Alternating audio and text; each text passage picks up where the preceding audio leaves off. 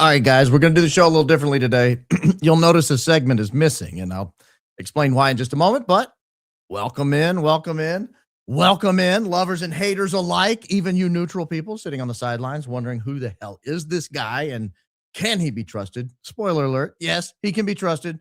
But welcome in, welcome in. We're going to have a fantastic bang-up show for you guys today. I was actually discovering something literally like 3 minutes before I went on air. I found something really interesting. I don't know whether I'm going to bring it up. I probably am because I'm fascinated by it. And I'd like your opinions on what you think of it. It's pretty fascinating to me. But that leads me to a starting point. Yesterday on the program, I had almost no voice. Today, it's probably 80% back. Yesterday was like in the 40s. It had a D minus, but today we're like a C plus, a C plus. So the voice is not quite dead, but it's on the mend. It's on the mend. So let me give you real quickly how I'm going to heal the voice. I've figured it out. I'll be off the air tomorrow, Saturday, and Sunday. And then I'll be back Monday night, probably a little earlier than normal, maybe in the 5 o'clock hour Central Time, and away we go. So that's number one, kind of a show update. Number two, yesterday on the program was April Fool's Day. I was not apprised that our very intelligent Discord group, and you guys are always asking for that. So let me just throw up a banner here that has the Discord group in it. I think this one does. Yeah, on the bottom. Our very intelligent Discord group, very funny, very intelligent Discord group had a April Fool's joke for the program. And what that would be was they would put random jokes in the comments. I thought they were trolls, not the Discord people, but I thought the comments were full of trolls. And I thought, well, this is terrible news. So I started skipping them. People thought I was upset. I was really trying to save my voice and not read jokes. And then the Discord group really got funny because if you got on Discord after the show and looked at all the memes about me getting frustrated about the jokes, that really made me laugh. So you guys did get the laugh you were going for. So thank you, thank you, thank you. A wonderful time was had by all. If you're not on the Discord, they do have a lot of fun over there. I have nothing to do with it. So if you guys go over there and plan some sort of, nuclear attack of a Near Eastern country or something, not me. That's, you might see my picture occasionally. They'll talk about the show, but I have nothing to do with it. So that's number two. Number three, I am going to skip the opening today. And I'm skipping the opening for a reason. I'm trying to save my voice, and I have some content I want to get through. And I don't know how many words I have in me. So I am going to skip the opening. I know I normally do an opening statement. That's not going to happen today. It's a little late as it is. We're not getting started till around 7 o'clock Central Time. I have the bones of a lot of openings. I probably have 20 openings that are probably half or more written. But then I kind of touch them up based on where I'm going on any given day. I'll kind of look through the list. If I don't see one at all I like, I'll do a complete new one if it doesn't apply. But I have a bunch of half-written opens, and I thought, well, I could go through and grab one, but I don't want to do the extra 15 minutes talking if I don't have to. So because they do require some expression. So I won't be doing an opening. So this will be a little bit like old school podcasting. Well, a lot of people do podcasting this way anyway, where they just open up and start doing content. And we're going to do that. So that's number three. Number four. Yeah, I think I already said. I'll probably try to go earlier next week. I know Candace is taking the week off. I am going to be taking some time off, obviously this weekend for Easter, but probably in the next few weeks, Mrs. Coleman and I are going to be celebrating our 25th wedding anniversary before too terribly long. And so I'll probably take some time off for that. We have a graduation coming up in the family. I'll take some time off for that. And then we have some other family changes that are taking place. I'll take some time off for that. So I just kind of giving you a heads up, just kind of letting you know what the next 2-3 months may look like. There'll probably be at least days here and there where I miss the shows. I try to commit to 4 shows a week, public free shows. I try to commit to 1 member show a week. I did the member show this week. Next week will be Zach Costello, a very talented broadcaster. If you don't listen to him, he's fantastic. Zach is great. Zach has committed to doing live shows multiple days a week.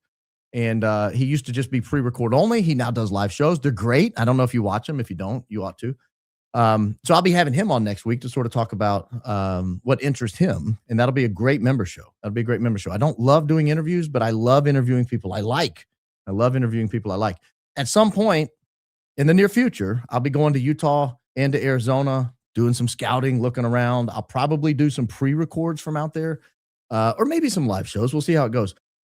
I have a pack that I can travel with all my equipment, so I may just pack it up, throw it on an airplane, and travel, and just do shows from wherever I am. So that's kind of a headline of what's to come. But because we don't have a opening statement today, I'm going to jump right in. Actually, let me show you this real quick. I certainly wasn't going to lead with this, but this is fascinating to me. You guys know that I have a subscription to this Nearmap service. It's a great service. And the reason I have the subscription is because on the date of the Big Bang in Utah, as you can see right here, there are people gathered for the Charlie Kirk event. This is a little bit before. So I scanned out, and I've been spending a ton of time looking in this neighborhood up here where Tyler Robinson's car was spotted. And I've done a little bit of looking down here, but I've never really done much looking down here. Hopefully I haven't just lost it. Oh boy, I think I lost it when oh, no, I know where I am.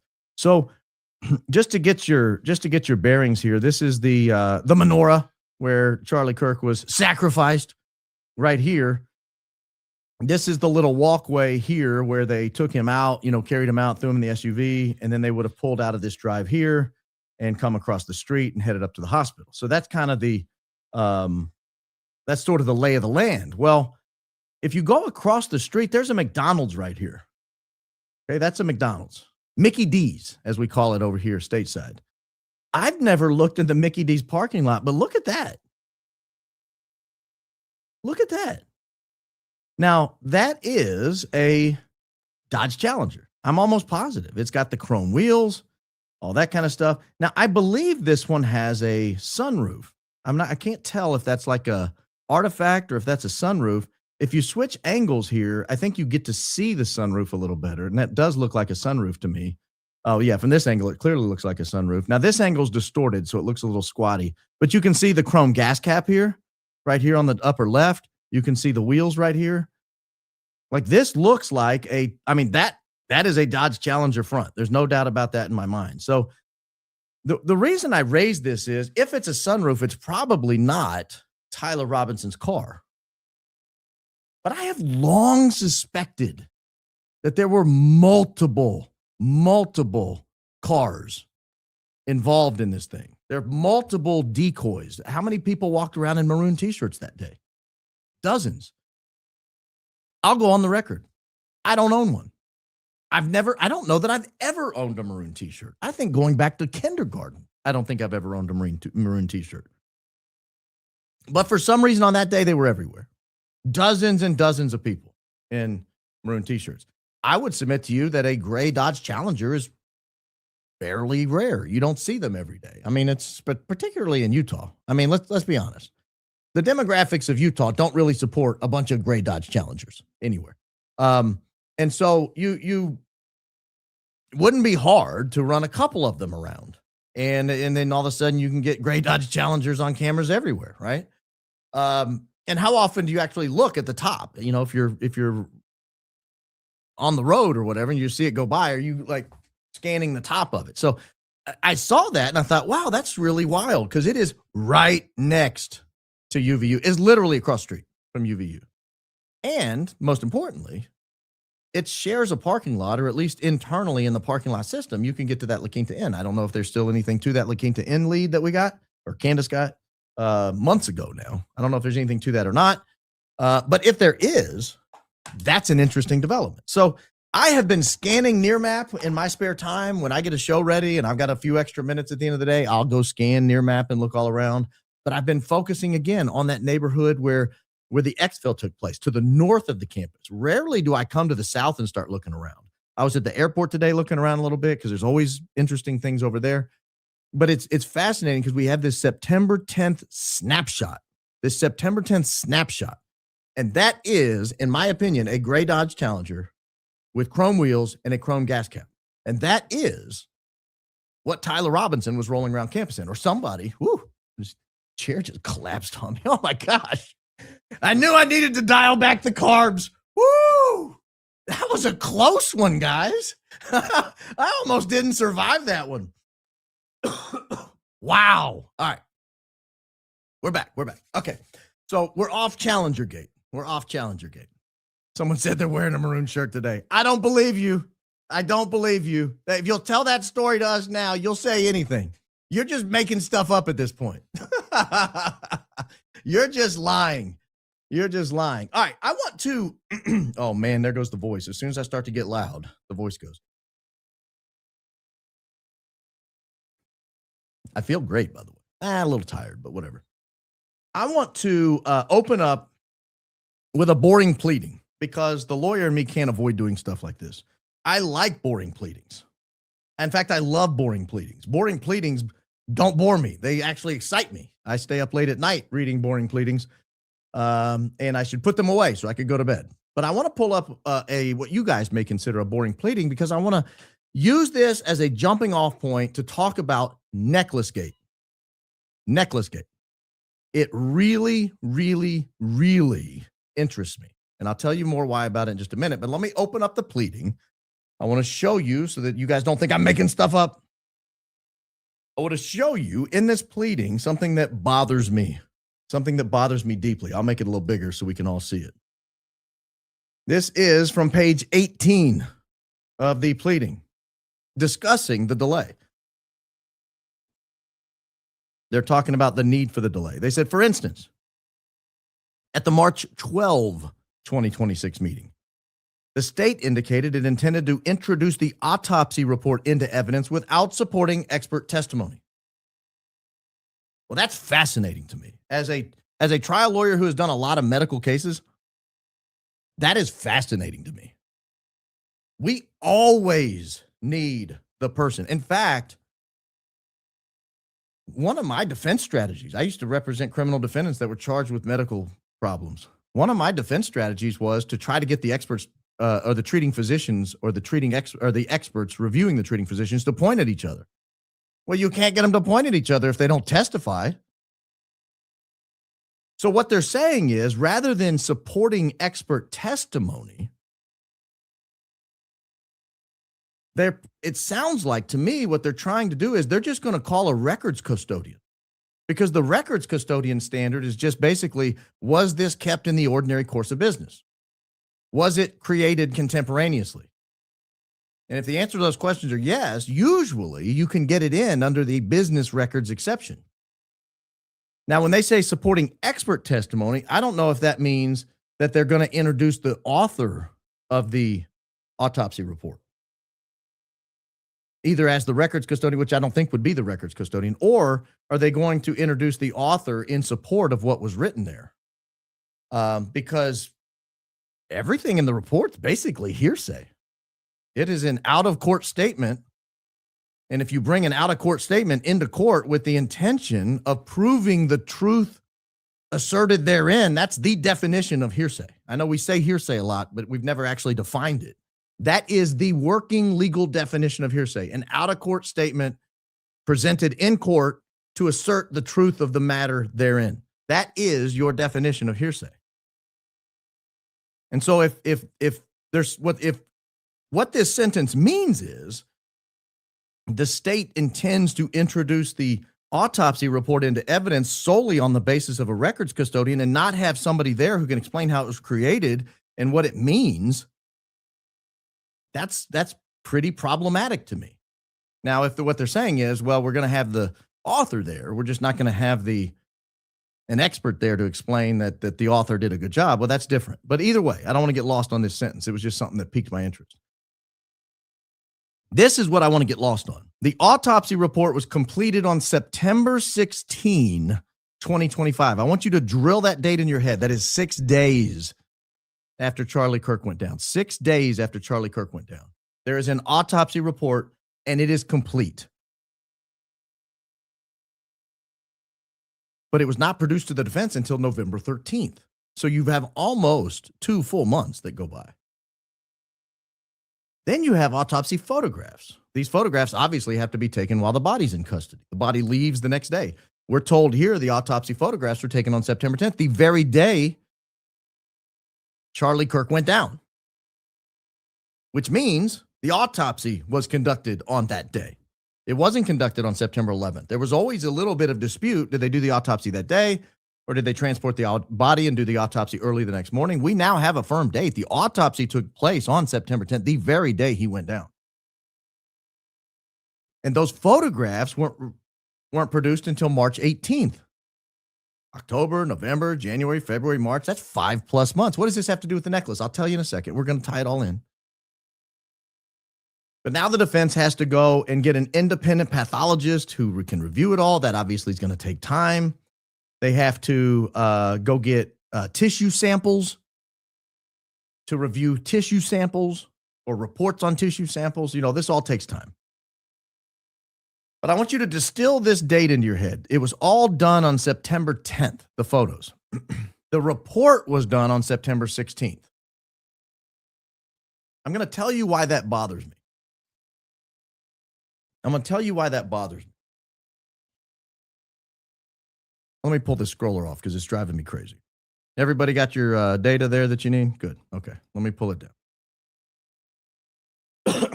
Discorders unite. Here's what bothers me so much about this. Candace Owens goes on YouTube September 19th. She goes on YouTube September 19th. Here is a tweet she put up about going on YouTube on that day. This tweet is also dated September 19th. I am going to show you a little of the video from her show that day because I think it's relevant. Actually, hold on. Here we go. Let me pull it up here. This is from September 19th at 4:54 p.m. I don't know if she put this up before or after her show that day. She seems to be going later these days. She used to go pretty reliably around 4. She's now pushing 5. She's pushing 5:30 some days. Not that I'm complaining. All right. The internet has sleuthed that there was someone who moved the camera above Charlie's head about 5 minutes after he was shot. This is September 19th, she says this. I, Candace Owens, was able to speak to that individual and see the footage, and I'll tell you what I saw, or more importantly, what I didn't see. If you freeze that September 19th date in your mind,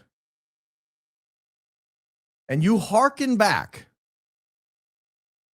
to the report, you'll notice that this report was complete on September 16th.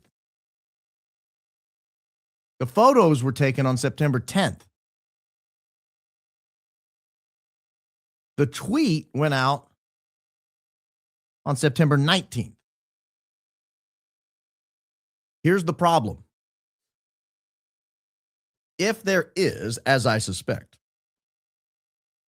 a fix in the works, you would need, among other things, to control what the autopsy report says. That would be critical to your case. You would need to control what the autopsy report says. The autopsy report would need to be consistent with what you're saying happened.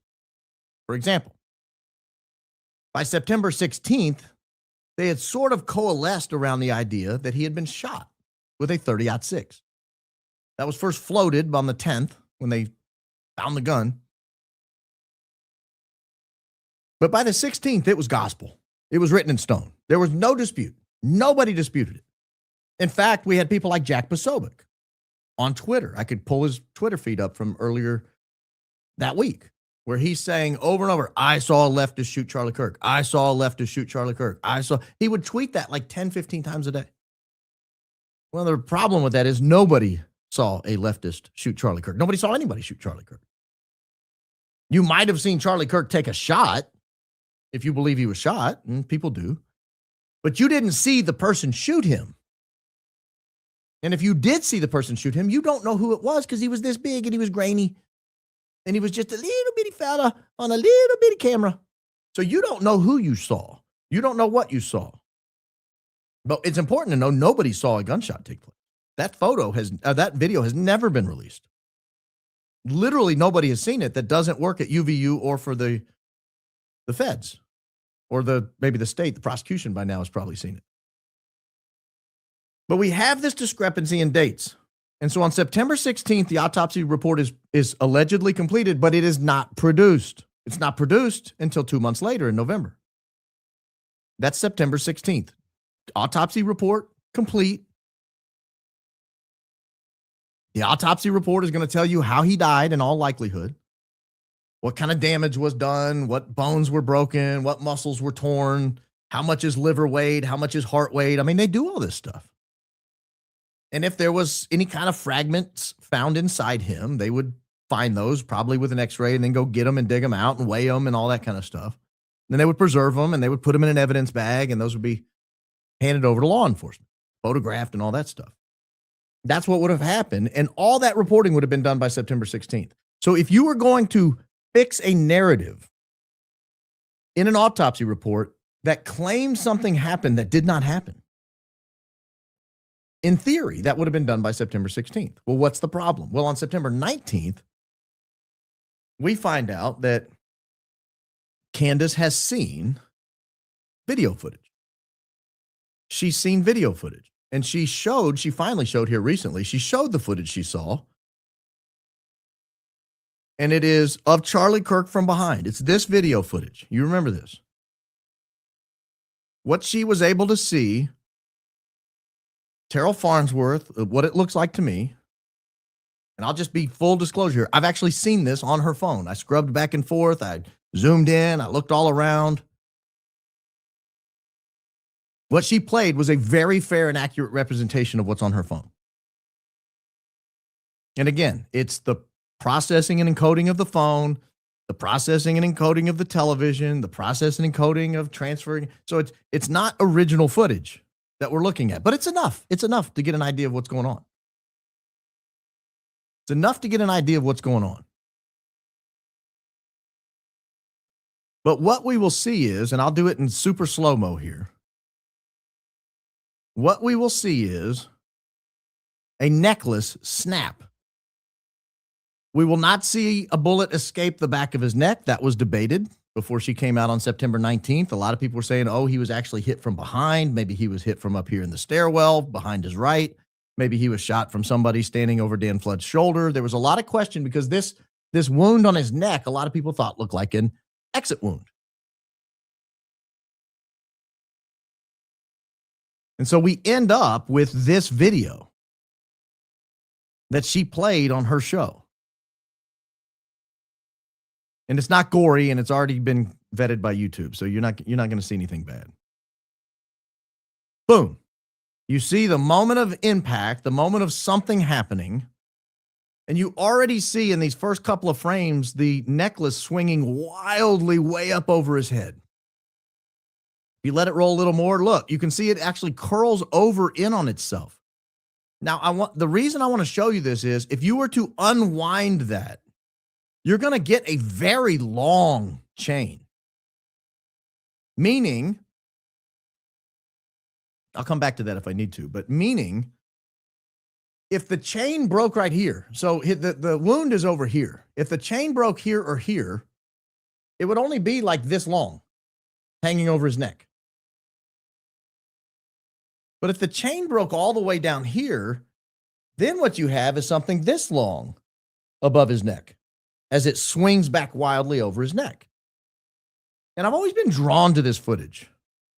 You can see it from other angles. You can see it from the left. You can see it from the right, but you can't see it as well as you can see it in this behind the scenes footage. It almost gives you a three-dimensional look when you compare it to the other ones of just how long this chain really was. And when you notice just how long it was, you notice where it likely broke. It did not break in the back, certainly. Had it broken in the back, it would have just fallen down. It did not break here next to where his Rode microphone was attached. I should have kept my Rode mic out. I actually was playing with him earlier to do a demo for something or to look at it. But it didn't break right here. The Rode microphone was right here. If he had a chain on, it would have broken here. Again, it would have only been about that long behind his neck. As you saw, it was actually a very long piece of chain, perhaps 20, 25, maybe 30 inches of chain, and it's swinging wildly over his neck. And it's not broken here where the alleged gunshot was, where the wound was, we'll call it. It's not broken here because it's still in his shirt right here. And so it's swinging all the way around. Now, what we don't see in any of these images, something we don't see in any of the images, is any of the 3 charms that were attached to the necklace. We don't see the cross. We don't see the St. Michael's medal. We don't see whatever the other third medal was. I can't remember which one it was. Might have been a miraculous medal. We don't see any of them. Instead, those are trapped under his shirt, and the necklace is swinging wildly behind him. It was forcefully broken, clearly. It wasn't unclasped. It was forcefully broken and swinging wildly over his head with tremendous force. I'm not an idiot. You're not an idiot. Again, if you're talking to the jury, you're allowed to tell them you do not have to leave your common sense at the door. A gunshot here is not going to snap a neck, not going to snap a chain, a real thick chain. And I'm sure they may have this chain in, actually, they don't have the chain in evidence because Erika allegedly wears it around. She was holding it up out of the car and now she's allegedly wearing it around. But I would want to get the chain in evidence because I would want the jury to feel it, to see it. I'd like to pass it up and down the aisle and let them feel how heavy and how well constructed this is. It's not just a gunshot here is not snapping a chain here and causing it to do this over his head and fold in on itself. And so I've always been drawn to the footage about the chain. I've always been drawn to the story about the chain. I don't know what's up with the chain, but I want to talk about it. I want to talk about it because the chain has a history. A history. If you go back and look, a lot has been said about this chain. Here is a New York Times article Erika Kirk gave. This New York Times article was released on, I believe, September 21st. This was the day of the memorial. They've got a picture of Erika wearing whatever that is. For Erika Kirk, a husband's life cut short by violence seemed to foresee. That's the article if you want to double check me here. But if you scroll down, here is a paragraph about the chain. Around her neck was the pendant of St. Michael that her husband was wearing when he was shot. The medics had ripped it from his body while attempting to stop the bleeding. I want to go back and ask you, did the medics need to rip this from his body to stop the bleeding? There it is, folded in on itself. Answer, no. The medics did not need to rip it from his body to stop the bleeding. So the question is, who told the New York Times that? Probably Erika, if I had to guess. She's probably the one that did that, that said that. Now, if that was the only thing said about the necklace, that would be weird. But we might be able to sort of look past that. We might be able to look past that if that was the only thing said about it. But it's not. Actually, this came to the program's attention because of a tweet by Lionel. You guys know Lionel? You know who Lionel is? Great broadcaster, runs a great podcast, does some live shows, does some pre-records. Good guy. Here is a tweet of Lionel. It's always important to recognize the fact that the narrative should be committed to memory and thoroughly understood before presenting for the first time. This is a picture of Erika holding the alleged necklace out the window, holding her hand over her mouth, sunglasses on. The narrative that you're supposed to get out of this is the necklace my husband was wearing when he was shot. I have it right here. Here are all the charms. They're intact. You can see there's not damaged in any way. And the necklace has not been lost. It's right here. We have it. I can't see any other reason that necklace was held up out of the window. Because it's a weird thing to do. It's a really weird thing to do. Well, let me go to a video from Fox News. This is on their Facebook page. And show you what Andrew Colvett had to say about the necklace. Nope. It's on mute. Now it's not. So, and I know he would have loved it and would have been so happy. There's a powerful photo of Charlie's wife, Erika, holding, looks like a cross necklace out of the window to his supporters. Can you tell us about that necklace? Yeah, that was actually a necklace that Erika gave Charlie when they were dating. And she said, well, you're a Christian, why don't you wear a cross? And he said, I don't know, I'm not a jewelry guy. And something happened where he was pressed and he felt the weight of the world on him, and he put that cross on and he never took it off again until... Have we ever been told what it was that happened where he was pressed and felt the weight of the world on him that necessitated him wearing the cross Erika got for him? I don't recall being told that. But then he said he never took it off again. He's got this necklace. He puts it on. He never takes it off again. We'll let her continue. Let him continue. He was, until he was assassinated, and the people caring for him ripped it off as they tried to save his life. And Erika has it on her all times now. If you don't believe that humans...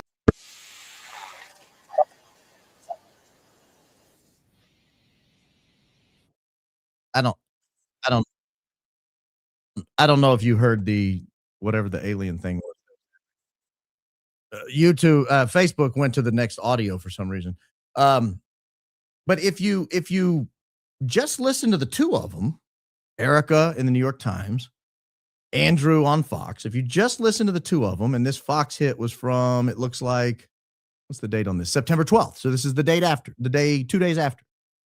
If you just listen to the two of them, you get in your mind, oh, well, he was wearing a necklace. He got shot in the neck. In an attempt to stop the bleeding, the security team, those trying to save his life, they were looking and said, but doggone it, we got this dadgum necklace in the way. Just rip it off. So it's a weird thing to say because no one would do that. No one would actually just rip a metal necklace in half. I don't know if you have a metal necklace. I have some. I don't think I could rip them in half.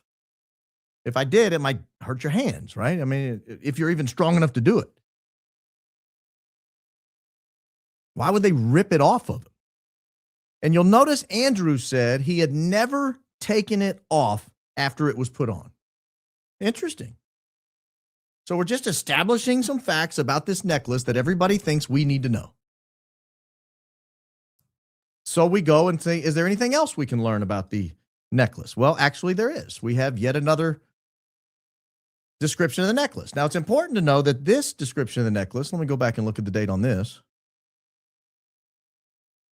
This description of the necklace was November 6th. So this was quite a bit after everything else. So Andrew, the day or two after, goes out and says they ripped it off of him. Erika, 10 days after, says they ripped it off of him. But by the time November rolls around, that's all in September. We have all of September, the rest of September, all of October, most of November. By the time, or some of November, by the time we get to the Jesse Waters interview, we actually have some internet sleuths who'd gone out there doing some independent investigating and thought, that doesn't look like what happened. So they have to change the narrative. They have to shift. Here is the new shift of the narrative on, did he ever take the necklace off ever? Night sleep. Go ahead and sleep in her room. And I'll turn the air down so it's nice and cozy in there. And I just want you to get a good night's sleep so you can be amazing tomorrow. And so Gigi and I stayed in our room. And that morning he woke up super early and he came into our bedroom, into the bathroom, because that's where his wedding ring was and his necklace. And he came in and he grabbed that. And then he left. I didn't even get to give him a kiss goodbye. So it's changed a little. No longer did he never take the necklace off, but apparently he sleeps without the necklace. Whatever was the weight of the world that was on him doesn't bother him when he sleeps.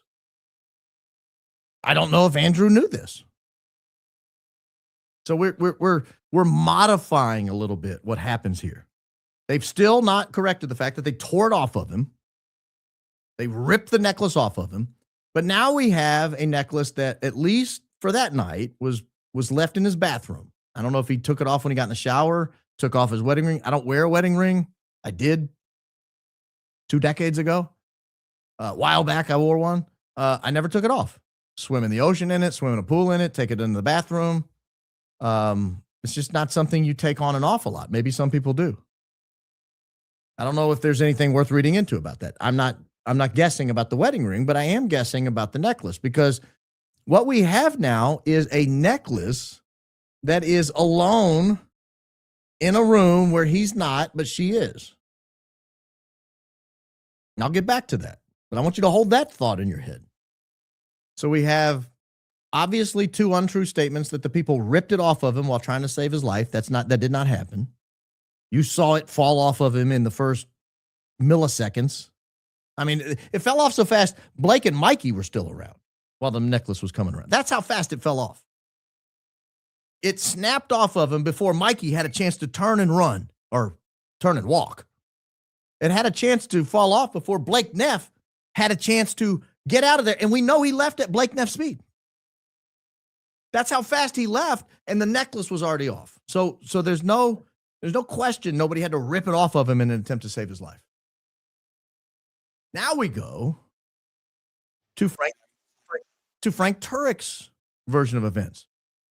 This is from September 16th, the day the autopsy report was due.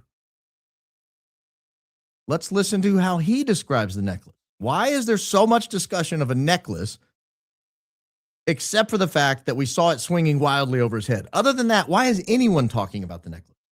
Why is Andrew talking about the necklace? Why is Erika talking about the necklace? Why is Frank talking about the necklace? It seems everybody has a necklace story. Everybody wants to weigh in on Charlie's necklace. Here is the way Frank describes it in his podcast from September 16th. Backseat of that car, I pulled my bag out, and that necklace was attached somehow, just kind of draped over the bag. So I gave it to Mikey, and I said, Mikey, I want you to give this to Erika. It was a comfort to her. And Pastor Rob that night, Pastor Rob McCoy, and I've never seen so many. I think he goes on to talk about Rob McCoy. But so that doesn't, I mean, Frank was in the car. Frank was in the car just before that. I probably should have backed that up a little bit. Just before that, Frank's talking about people can't find the missing necklace. Let me see if I can back it up a little bit and play that part. Because there seems to be a hullabaloo about the necklace. Everybody wants to know where the necklace is. Not only are they talking about the necklace after the fact, days later, they're talking about it minutes later, hours later. Let's see if I can grab this here. And Erika was asking for a necklace that Charlie was wearing. It's a cross necklace and had some medallions on it. Now, what's interesting to me about this is Erika's asking about the necklace. Let me break some news here. I think this is accurate. I was trying to track down a high definition photo of what appeared to be some sort of signet ring that Charlie was wearing when he passed away. It was not a traditional wedding band. It had a hinge on it. He would often take it off and play with it. This is a ring he wore at different locations. And I wanted to know what was on it. I thought, I want to see this thing. Does it have his initials on it? Does it have her initials on it? Does it have their initials on it? Maybe the names of his kids? I don't know what's on the ring. Like, I've always wanted to know what's on the ring. In my investigation into this ring, I called a lot of people. Based on my feedback, I don't believe anyone knows where that ring is. That's what people seem to say. No one seems to know where the ring is. Did it get lost under the table? Did it get, bulldozed over when they concreted the place days later? I don't know. But you would think the wife would want to know where the wedding ring was. But in the immediate aftermath, according to Frank, her concern isn't the wedding ring, it's the necklace. There's something about the necklace that had Erika, even in the minutes after, hours after, I mean, I want you to think about this. You have an unexpected, tragic loss of your spouse. You're facing the fact that you're raising, I think, a 1 and 3-year-old or a 2 and 4-year-old, two very small kids, all alone. They don't know who did it. There is a national manhunt on for who killed Charlie Kirk. We don't know who did it. We don't know the motivation. We don't even really know the how at this point. We just know he has a hole in his neck. We know there was a loud bang. A lot of people were saying he was shot, but we don't really know that by this point. The surgeon had gone in and done his best to try to save his life. He was unsuccessful. Charlie passes away. He has to talk to somebody. Like, there's a lot going on. Erika gets to the hospital 4-ish, we're going to guess. That's what Frank said, around 4. We've confirmed through radio traffic that her plane landed around 3:30, give or take. Through police radio traffic and through ATC traffic. We've listened to both. And we've confirmed the plane did land around 3:30.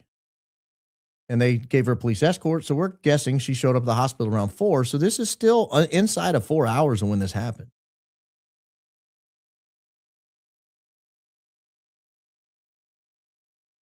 And she shows up and in the midst of all the chaos, all the phone calls you have to make when a spouse dies. You've got to call their parents. You've got to call your parents. You got to call potentially aunts, uncles, cousins. You got to call friends. Like, there's a lot that goes on when in a tragic, weird moment. And she doesn't ask about the wedding ring. She asks about the necklace. Where is the necklace? They're looking for the necklace. There's a panic. Who has the necklace? I need the necklace. There's no necklace. He wore a necklace. Where's the necklace? Why? Why the necklace? Why not the wedding ring? Why anything? I don't know that I would be worried about a single thing on earth in that moment. But Erika, in the midst of all the tragedy and all the grief, settles in on a necklace. A necklace that they will then start spinning a tale in the days that follow that it was ripped off of him in an attempt to save his life. I want to go back to Frank here. I want to go back and let him describe the moment he finds it. And when I went into the back seat of that car, I pulled my bag out, and that necklace was attached somehow, just kind of draped over the bag. So I gave it to Mikey, and I said, Mikey, I want you to give this to Erika. It was a comfort to her. So all of that is happening. Frank goes out there. Frank was in the car on the attempt to save his life on the way in. If you look at the pictures from Charles McClintock Wilson of them dragging him away, you can see the necklace hanging down. There's been a lot of speculation it's a tube. I'm telling you, it's not a tube. I've seen the original photos. I've zoomed in on them. You can see the links of the chain on that very thick, very sturdy, very strong necklace. That is the necklace hanging down. Not a tube. It's not a pipe. It's not a cord. It's a necklace. A chain necklace. Not like chain links, but like it almost looks round, but it's like these individual chains that interlock all the way around it, like on all 4 or 5 sides of it, all the way up. I don't know that I've seen one like it, but it exists and it's there. But Frank doesn't describe this getting ripped off. He doesn't even know that he knows where it is. You would think in all the commotion in the car, Frank's right there leaning over. He says he's praying. He's doing CPR. He's, whatever all's going on. He's right there with the body the whole time. If they tore the necklace off of him in an attempt to save his life, that man right there would know. He did not. In fact, he doesn't even seem to know that the necklace was necessarily in the car. He's like, I'll go check in the car. And he goes in the car and he pulls his bag out. He's like, holy mackerel, here's the necklace. It's just laying right here. Meaning it probably just fell off of him. Just fell off of him. And so there's a lot of hullabaloo around this necklace. And I want to go back to the dates. Now that we've seen the hullabaloo, I want to go back to the dates in the filing, and I want to give you my question about this necklace. Let me pull this back up. I'll go ahead and highlight this for you. But let me go ahead. Let me pull this back up, let you look at it. Because the autopsy report was completed on September 16th. The photographs were completed on September 10th, but the report wasn't completed for 6 days later. I'm not drawing any ill conclusions out of that. But it wasn't produced to the defense until November 13th. 2 months later.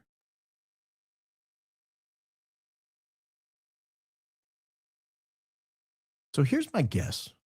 Or here's something I would like to know.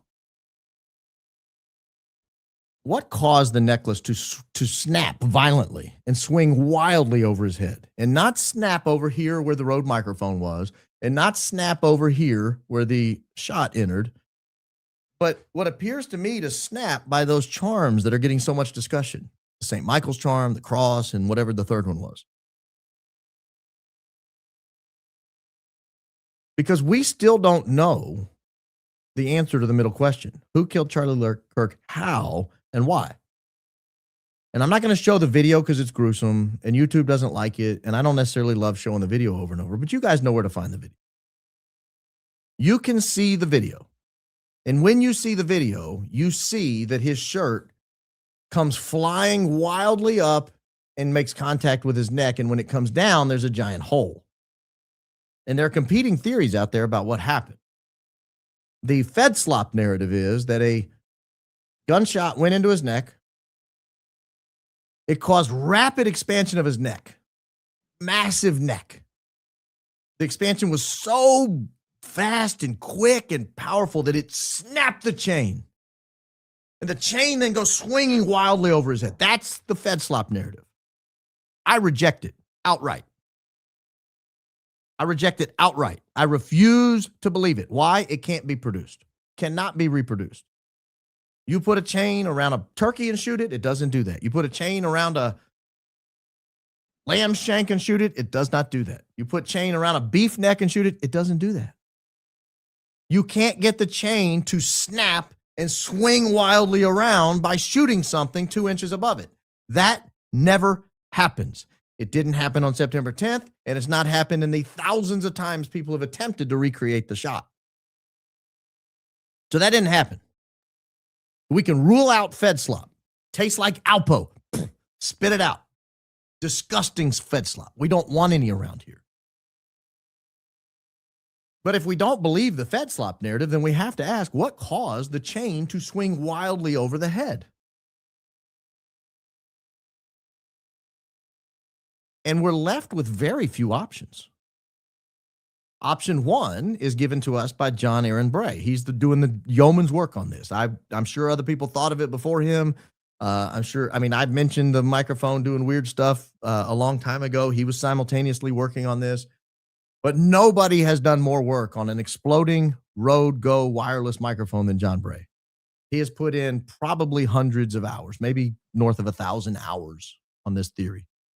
He's developed computer programs, algorithms, sound analysis, and he's done good work. Do I believe it? I don't know.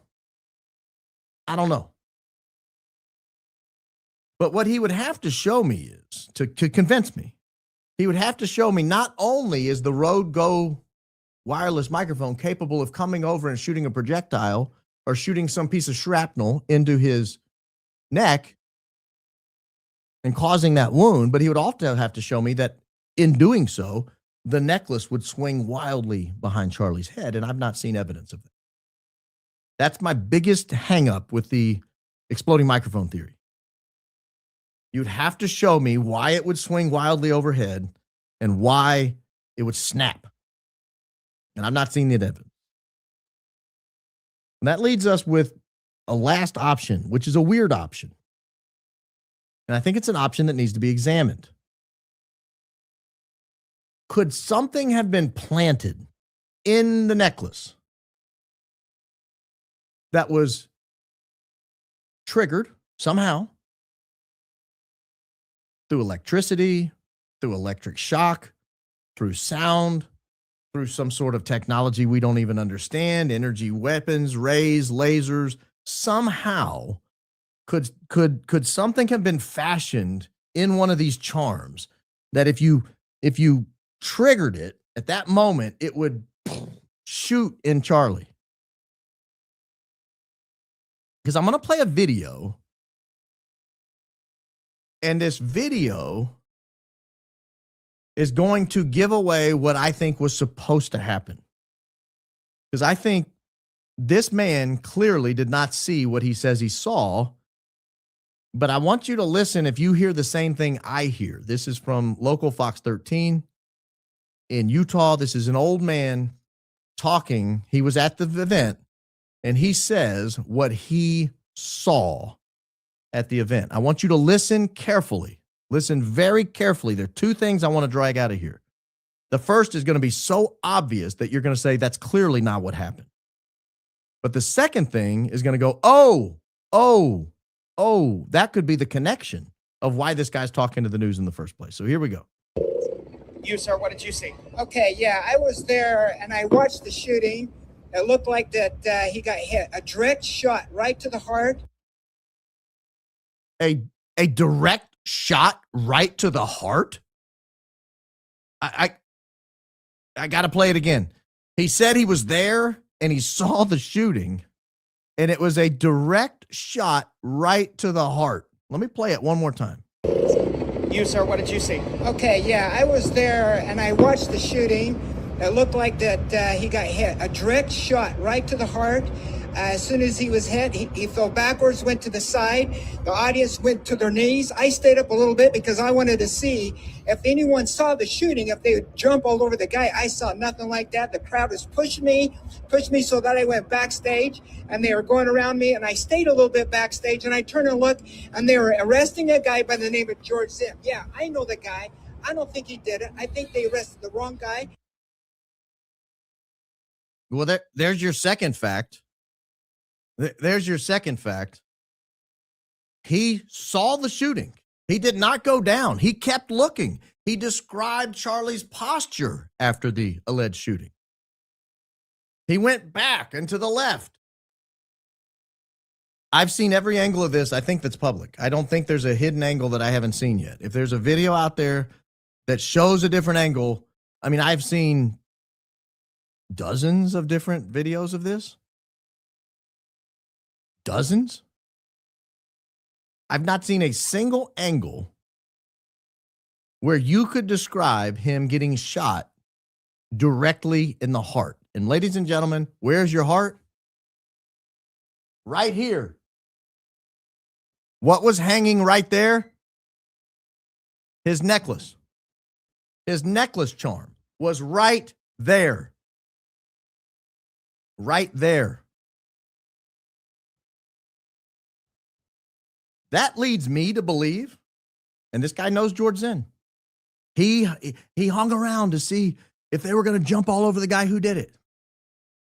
Weird. I think he's the only guy hanging around to see if they were going to jump all over the guy who did it. And then he goes backstage. Why? Why? I mean, I know a lot of people escaped that way. It was a common way to get out. You saw the videos of people scampering behind there. But not a lot of people went behind backstage and stayed and hung around the whole time. This guy did. He hung around long enough to see George Zinn get arrested, and then he drops the bomb. I know George Zinn. I don't think he did it. Why? Like they were arresting him. He was saying he did it. Why are you so sure George Zinn didn't do it? What do you know that we don't know? Like in that moment, the police are dragging away a guy who said, I did it. And if you listen to all the video and audio while they're carrying George Zinn away, you'll hear everyone around screaming that he's a murderer. Blank you. You did this. I hate you. Why did you do this? Everybody else around them seemed to believe he did it. Why? Because he was being arrested and he was saying he did it. This guy doesn't believe George Zinn did it. He knows George Zinn. And he identifies the location of the wound for somebody who supposedly saw it in a place that nobody else saw a wound. Not a single other person in the venue, not a single other person who has ever seen this video looks at that video and goes, oh, he got shot in the chest, right in the heart. Wow, that's weird. Not one other person said that. Nobody else said that. Now, I think we've proven that they sent certain people to certain media outlets so that they could be interviewed to begin to establish a narrative. It raises the question in my mind, was this guy told ahead of time, you need to get in front of a news camera as soon as this is over. The shot is going to be right in his heart. You need to get in front of a camera and immediately begin establishing that you saw a gunshot right to the heart.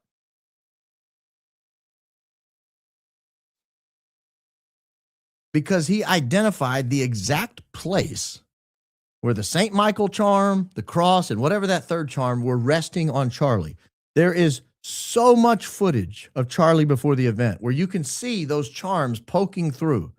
If you have any medical knowledge, there's a little thing that pokes up right at the bottom of your sternum called the xiphoid process. That, underneath that is your heart. Right there, right where your sternum comes together. That's your heart. It's right here in the middle of your chest.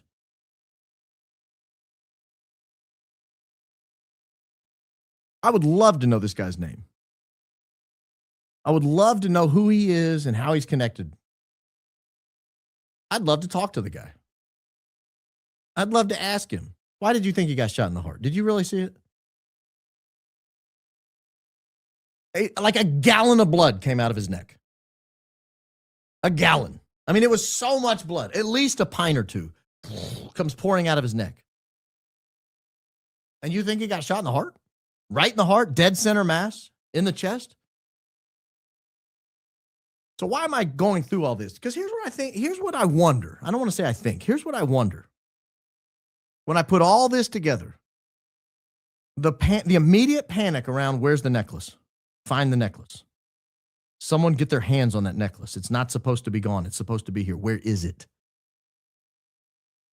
The immediate discussion within 2 days, Andrew Colvett out there, they tore it off of him. They tore the necklace off of him, trying to cover for the fact that the necklace is broken, should anybody ever find out, and cover for the fact that the necklace wasn't on him when he got to the hospital.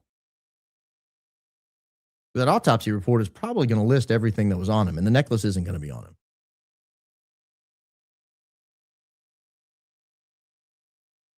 And Erika Kirk saying they tore it off of him. Who's going to disbelieve the grieving widow? She says they tore it off of him. By golly, they tore it off of him. Andrew saying he never took that necklace off. In other words, no one would have had an opportunity to sabotage the necklace. Nobody would have had an opportunity to switch out a charm. Nobody would have had an opportunity to take an explosive laden charm and switch it out with one of the charms he was wearing just running around out there. Wouldn't have been able to do that because he never took it off. And then Erika saying, well, actually, he did take it off. He took it off the night before, as a matter of fact, when he was sleeping in the other room, and I was alone in my room with my daughter who was asleep. And he left it in the bathroom overnight with his wedding ring that we don't know where it is. I believe people when they say they don't know where the wedding ring is. I've talked to enough people. Nobody has seen it. Nobody's heard of it. No one's even asked about it. When I ask people about it, they say, man, that's weird. No one's asked me about it. Why? I think it's an important part of the story. It fell off his hand. I think it needs to be evaluated. Is it damaged? That chain she's wearing obviously isn't the original chain because the original chain was broken in the middle. It wasn't broken at the clasp. It's not like she just had to clasp it back. No, the clasp didn't open and the chain fly wildly around his neck. It obviously snapped. So the chain you're wearing is not the original chain. It can't be unless you had it repaired maybe. So where is that original chain? Do we still have it? I think that if I'm the defense, I'd like to see it. I'd like to issue a spoliation charge to the jury if they don't have it. If I'm the defense, I'm sending out a subpoena. Give me the chain. Give me the charms. I'd like to make sure they have his DNA all over them. He wore them under a t-shirt.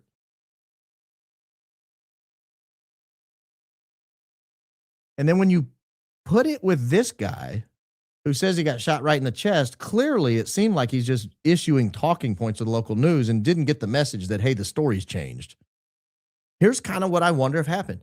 Was the charm rigged? Was one of the charms or was the necklace itself rigged to look like a chest explosion, to look like a chest shot? And the reason I ask that is obviously everything we talked about tonight, but think about how much cleaner and easier this case would have been if the charm would have just exploded into his chest, created a little blood, and they carried him off. Much easier case. Because you don't have to explain anymore why a 30-06 didn't escape his neck. You're not stuck in this really weird position of every gun expert in America going, yeah, that didn't happen. That just didn't happen. And we can't recreate it because it didn't happen. Oh, yeah, 30-06 stay in neck sometimes. They do weird things. No, they don't. No, they don't. No, they don't. Not when they're shot in the soft tissue at a 9-degree angle and there's only this much neck behind it. You're looking, what's that, 2 inches? Ladies, 4 inches? I mean, just a very small amount of neck. It arrives with 2,500 foot-pounds of force. It's doing over 2,000 feet per second when it arrives. It's not stopping in the neck. It's just not. BS, lies, don't believe it. If you're going to stick with that, Tyler Robinson's going to walk. Stop it. It doesn't make sense. Quit saying it. Nonsense.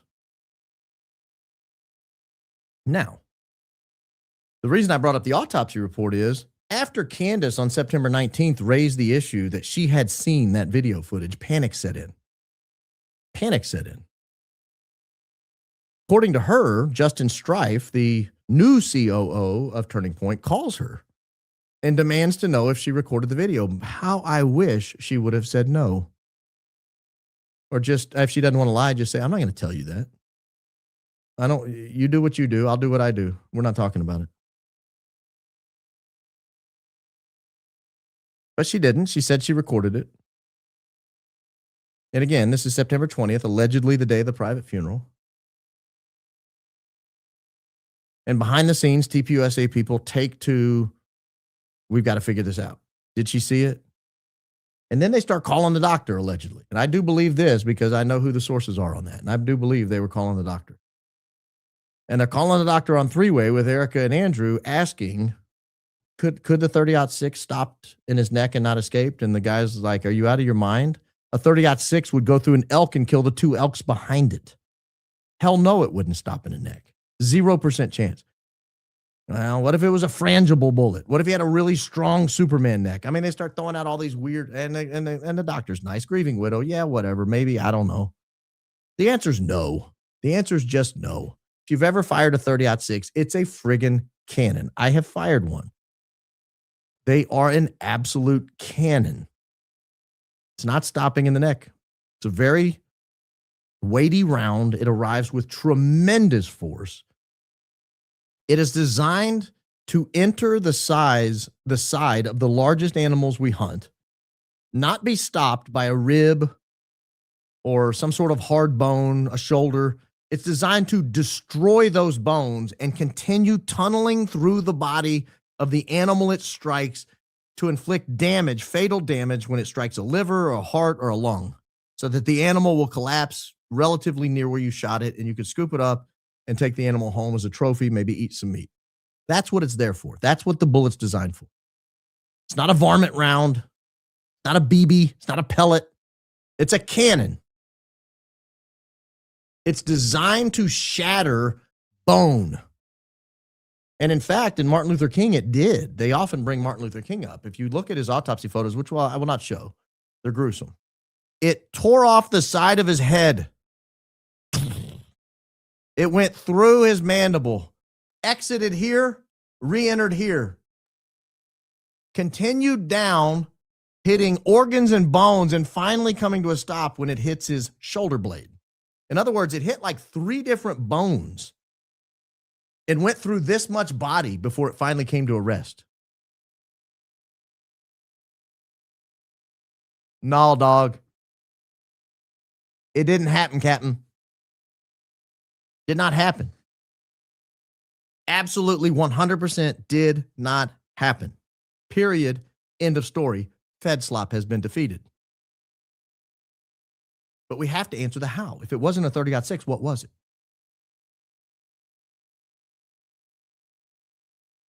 And why would they use a 30-06 if they were planning to enter the neck? Well, they wouldn't have.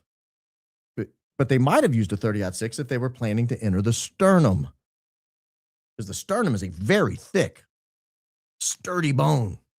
It would cause fragmentation in all likelihood, and it would cause the bullet to slow down enough to be captured in the chest cavity, which could be upwards of 18 inches or more.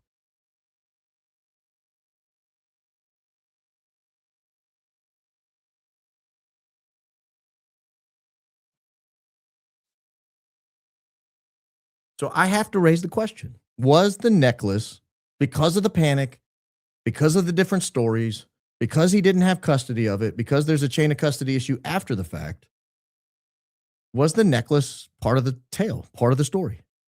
Was the necklace the cause of death? Was it can we answer the middle question with necklace? Now we'd have to get to what would they have put in it? How would they have triggered it? All this is very sensitive. You know, these types of explosives can be triggered with electricity, some sort of electric shock. They can be triggered with energy, shooting a laser at it. There's some really fascinating new technology, and I'm sure they have technology we don't even know about, where projectiles themselves can trigger an electric shock, that they can arrive with electrical charge and trigger an electric shock.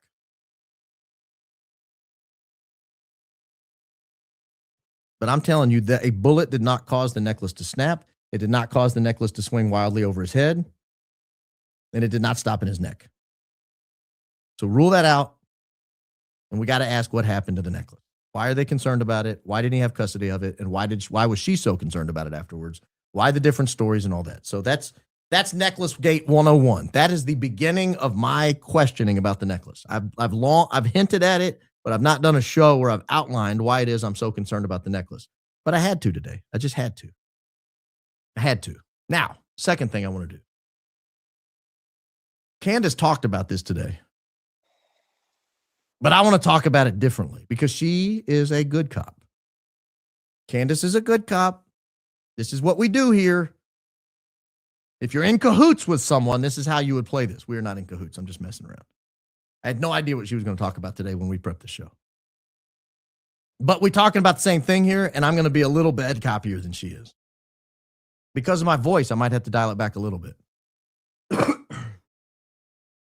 Blake Neff is one of the wildest people in this story to me.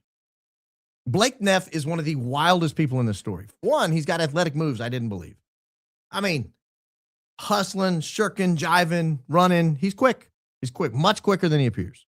He looks a little frumpy. Don't be deceived. That frumpy man can scoot. But that's not why we're talking about Blake Neff. There's audio. I'm going to play it. Because I think I heard something audio that I don't think Candace addressed today. Granted, I only listened once and I was prepping for my show while I was listening. So it's possible she did mention it, but I don't think she mentioned this part of it. I want to play this audio. This is Charlie Kirk, his voice, allegedly.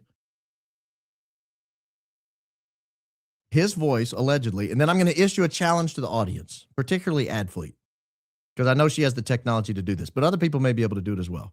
So stand by for the challenge. Stand by for the challenge. But here is the voice of Charlie Kirk before Erika Kirk takes the stage at AmFest this year. A lot of this could be done without me, and I believe that. I mean, from the high school department, the college department, let's make Turning Point so big that it can survive beyond just the founder. A lot of organizations and groups, as soon as a founder leaves, it just kind of collapses. A lot of my job is not always in the day-to-day details. It's very much vision casting, very much driving success. But we have a great board, and God forbid if something happens, they'll figure it out. I appoint my wife to run Turning Point USA if something happens to me. Erika would do a great job. It's possible he said none of that. It's possible he didn't say a single word of that. But I want to go back. Did you hear the obvious clip in the audio? It is clear they spliced two things together. I used to be in radio. Believe it or not, for a period of time, I was the voice of Mattress Firm. I don't know if you guys know what Mattress Firm is. It's a mattress chain. There are a lot of commercials of me out there going, Mattress Firm, save money, sleep happy. Only it sounded better because I wasn't sick when I said it. But what I would do is I would record my 60-second spot, but it would be about 90 seconds of audio. Because I would do a line. I'm just reading whatever this is here. This is a license plate renewal. I would read a line and I would say online tncountyclerk.com. Renew with the app, getautoassistant.com. Kiosk, visit tn.com for locations. Send payment and renewal notice to your local county clerk's office. And I would read it with an obvious pause in between. And there is an art to throwing that into some sort of audio production software and clipping it down to where it sounds natural, like you're not pausing at all. And it sounds like you're reading the whole 60-second spot in a row. And what you do is you go and you highlight the area between. You can see the sound waves on the thing. This is a lot of you, this may be remedial, but for some of you, this may be the first time you heard this. You see the sound waves on the screen, and then you see like a flat line where there's no audio. And I would take that flat line and I would start in the middle, and I would take maybe 1 second of it and I would pull it out, and then I would listen to it again. Nope, still too long. I would take another half second, listen again. Nope, still too long. Take another half second. It's close. Now I'm only going to take a 1/10 of a second. And you pull it out so that it doesn't sound like you're reading and going, in person, visit your local county clerk's office with renewal notice or current register. You don't get these weird jump cuts. And because there's a weird jump cut here, I know he didn't say this at the exact same time. I know they edited these things together. There's a weird jump cut after he says the board will do a good job, or the board will take care of it, or whatever. And then he goes right into, but he does it with a different breath. He's not clearly just waiting and giving the next line. He's giving a totally different thing. And I'm going to issue my challenge. I want to play it one more time, and then I'm going to issue my challenge after this. Because I think this is possible, and I think we'll do a good job with it. Believe that? I mean, from the high school department, the college department, let's make Turning Point so big that it can survive beyond just the founder. A lot of organizations and groups, as soon as a founder leaves, it just kind of collapses. A lot of my job is not always in the day-to-day details. It's very much vision casting, very much driving success. But we have a great board, and God forbid if something happens, they'll figure it out. I appoint my wife to run Turning Point USA if something happens to me. Erika would do a great job. Obviously, 2 jumps there. Here's my challenge. This is the year 2026. Adfleet made a video of me singing a country music song. I was a country sensation. She made a video of Ian Carroll singing a rap song made entirely of Ian Carroll tweets, where he has ratioed the original author in the reply. I would love someone to make an audio of Charlie Kirk saying, I appoint Baron Coleman to run Turning Point. Or even worse, I appoint Candace Owens to run Turning Point. I would love that. That's what I want to hear. I want to hear someone get on AI and use the audio to say, I appoint, and then combine it with the previous audio. But instead of I appoint Erika Kirk, I want them to say, I appoint Candace Owens to run Turning Point USA. That's what I want to do. I want to hear it. I want to see it. I don't need video of it. I just need audio. You can overlay it on this. I doubt they'll let you do that. If you do that, don't monetize it. They'll probably view that as stealing their art. See, what we're doing here is fair use. I'm giving commentary. That would be commercializing their art, and I don't recommend that. Overlay some cartoon version of it. But I would love to hear Charlie Kirk say, I appoint Candace Owens to run Turning Point. Get the voice right. It may take several of you to get it done. Understand that these guys wasted 0 resources getting this done. They spared no costs. But I want to hear it. I want to hear it. Because I'll tell you right now, 0% of me believes he said that. 0%. Not one piece of me believes that. In fact, I might go as far as to say, I'm not sure he said any of it. I'm not sure he said a single word of it. Because, I mean, maybe he said the first part, but what a weird conversation to have. You're 31 years old. You exercise, you eat well, and you're there talking about who's going to take over your company if you die, or who's going to take over your nonprofit. And this is the last part of it. He made the right decision the first time, before the jump cut. He made the right decision, which is the board will take care of it. If something happens to me, the board will be fine. We got a good board. They'll take care of it. Okay. Done. You, as the CEO and single board member, do not have the legal authority to appoint anyone to be your successor. Not a single person. Not your wife, not Candace, not Tucker, not Ben Shapiro, not your humble host. Nobody. You get to appoint nobody. It's outside of the realm in a nonprofit. This is not a CEO situation where you own shares of the company. Nonprofits are run by the board. I've said this 1,000 times. This idea that it was Charlie's company is foolishness. It wasn't Charlie's company. It was a nonprofit run by the board that had him as the director, that had him as the CEO of the nonprofit. Now, TPUSA is running scared. They're refusing to air the audio. You know why? It doesn't exist. Running the video. It doesn't exist. It doesn't exist. And they can't get the AI right, or they would. You'll notice when Fleet makes me a country music sensation, the words don't always match my mouth. That's not a lack of her talent. It's a lack of technology available at the time. Very difficult to get all this down. But they refused to release it. Candace showed this, but I'll show a little piece of it here. This is what you do when you're guilty and you're caught. You attack. This is why people attack this program when we're right on airplane itineraries not being evidence that somebody was on a plane. You remember when Brian Harpole gave his itinerary as evidence he was on a plane, I initially doubted it. Later, I had an inside source, a very inside source, confirm he was in fact on the plane. Not only was he on the plane, he checked into the American Airlines Captain's Club or whatever it's called with a guest, meaning he did not fly alone to Salt Lake City. Somebody went with him, or at least somebody went into the airline security lounge or the high roller lounge with him. Able to confirm all that. Therefore, I know he was on the flight. Why? The manifest confirmed it. Employees confirmed it. The company confirmed it. They don't know they did, but they did. So Candace says, fine, if you have the video, play it. I'd love to see it. She was polite about it. She even said, please. Here's what she said.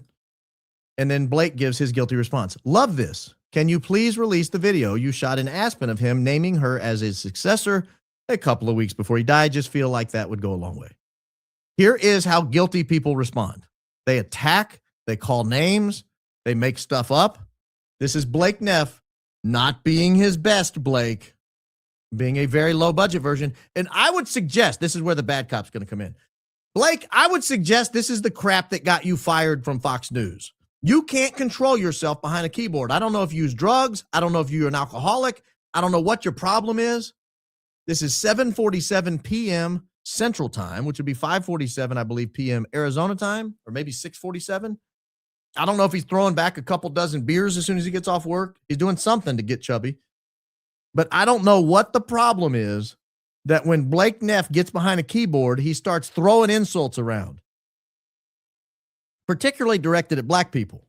I think at one point he called her a DEI hire or something.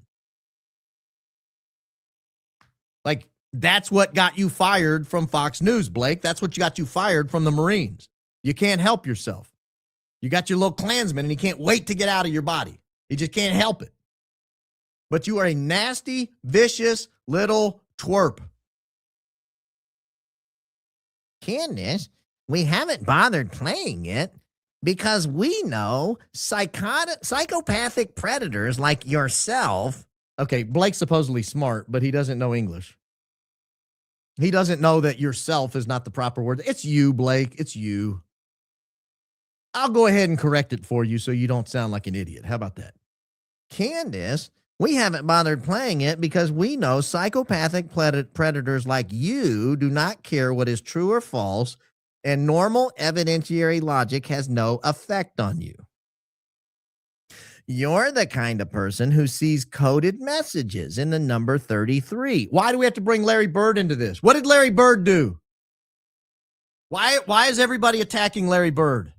The greatest man that ever wore number 33. But I digress. But then ignores evidence like DNA on a rifle or Tyler Robinson's own family members turning him in. Well, here's the problem with that evidence. Blake Sneff. Here's the problem with the evidence. The DNA on the rifle, it's his rifle. Why would his DNA not be on the rifle? Stop saying that. It's dumb. My DNA is on every weapon I own. It's also on my fork I eat lunch with. Doesn't mean I stabbed anybody with it. Even if it's used in a crime, it would still have my DNA on it. Even if it's relocated from my house near a crime, it's still going to have my DNA on it. It's of no value to the case. What's interesting about it is the DNA of several other people also happen to be on it, I believe, at least using the shoddy technology the FBI uses, but that's neither here nor there. The fact that Tyler Robinson's own family members turned him in, Blake, as you know, because you follow this, is very much disputed and may not be true at all. We'll find out in due time. Playing the audio at Amfest already wasn't enough. Well, because it sounds fake, Blake. I don't think it's him. It sounds fake. And no one in your organization is willing to tell someone, yes, I heard him say that at the event. You'll obviously just say it's AI or a hologram. Oh, the guilty, how they tell on themselves.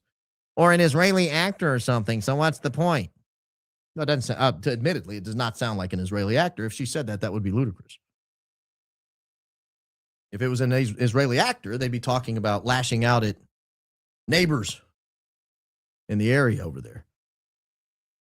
We gave up the possibility of any good faith conversation with you months ago. It's like trying to reason with a maniac, brandishing a knife and screaming at people on the subway. You're the same thing. Mr. Sneff, if I can call you that. This is unhinged. This is unhinged. This is what you do when you are guilty as hell and you're caught. My kids do this. I've got 8 kids. You don't think I've seen this routine?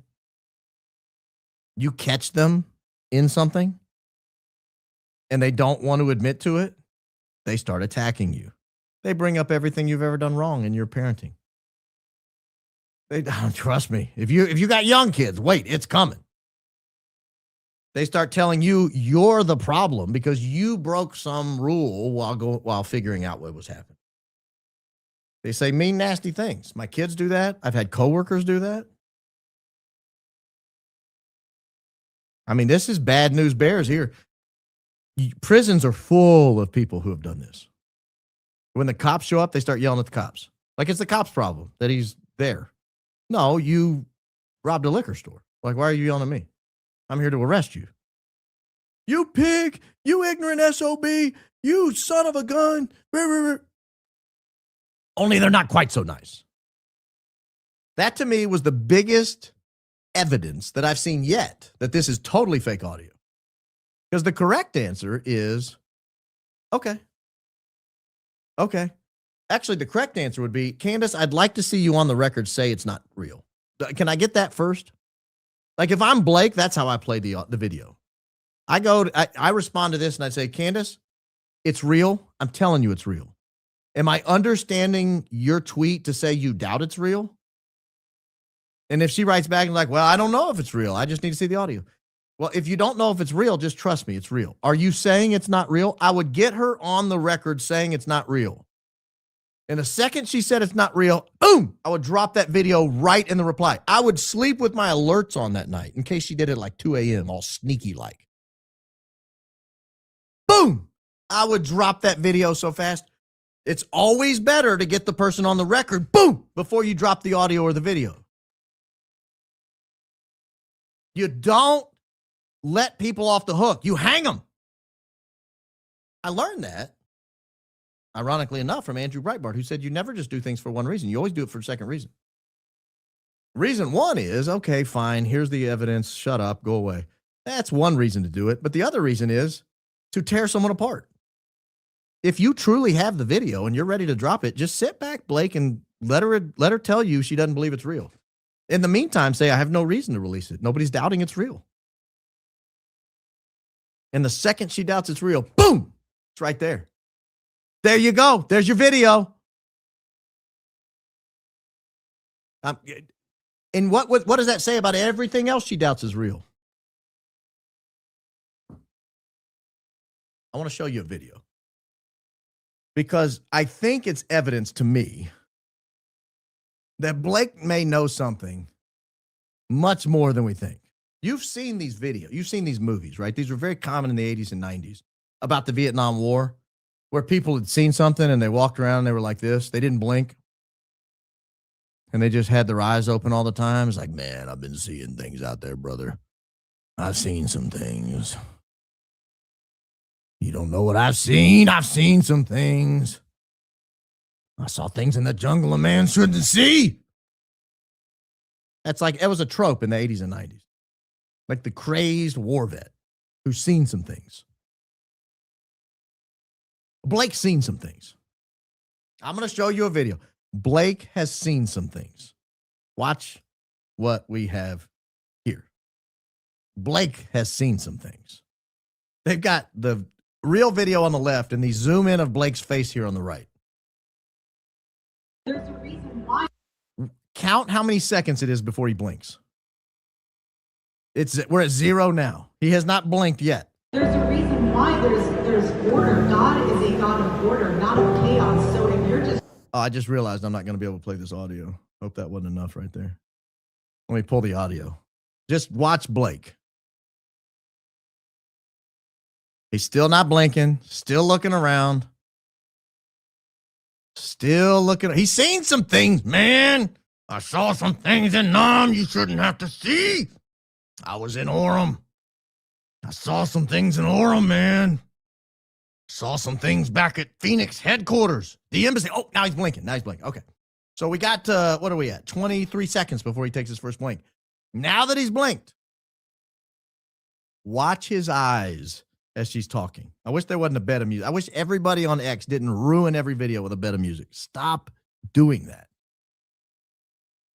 But watch his eyes as she's talking about God, Jesus, the Lord, marriage. Watch his eyes. She's not the only one that manifests, boys and girls. Look at those things. This man has seen some stuff. Oh, Vanelli. Oh, man. Oh, yeah. Them eyes are moving, baby. Here we go. Yeah, buddy. Mm-hmm. Eyes just darting all over the place. He looks back at her a couple of times. Ah, there's one. Oh, there's another one. Oh, what is this woman talking about? Holy and sacred. There's a demon wanting to get out of Blake Neff. He's manifesting her. He can't keep it in. He's doing his best. He's doing his best. That's right. I got to look away. Oh, I got to look away. Look at that look that he's looking at her there. Look at that. Oh. The demons feel more comfort when they can look into the eye of another one. Oh, I'm just kidding. I shouldn't have said, shouldn't have called her a demon.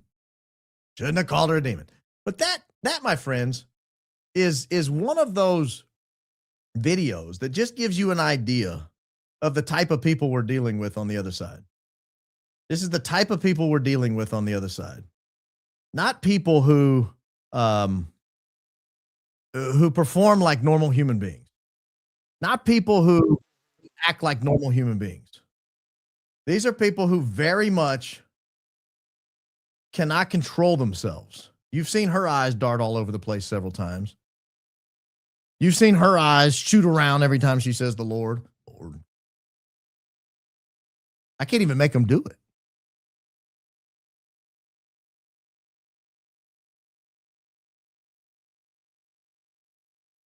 But what do we know about the convenient timing of Charlie Kirk's passing?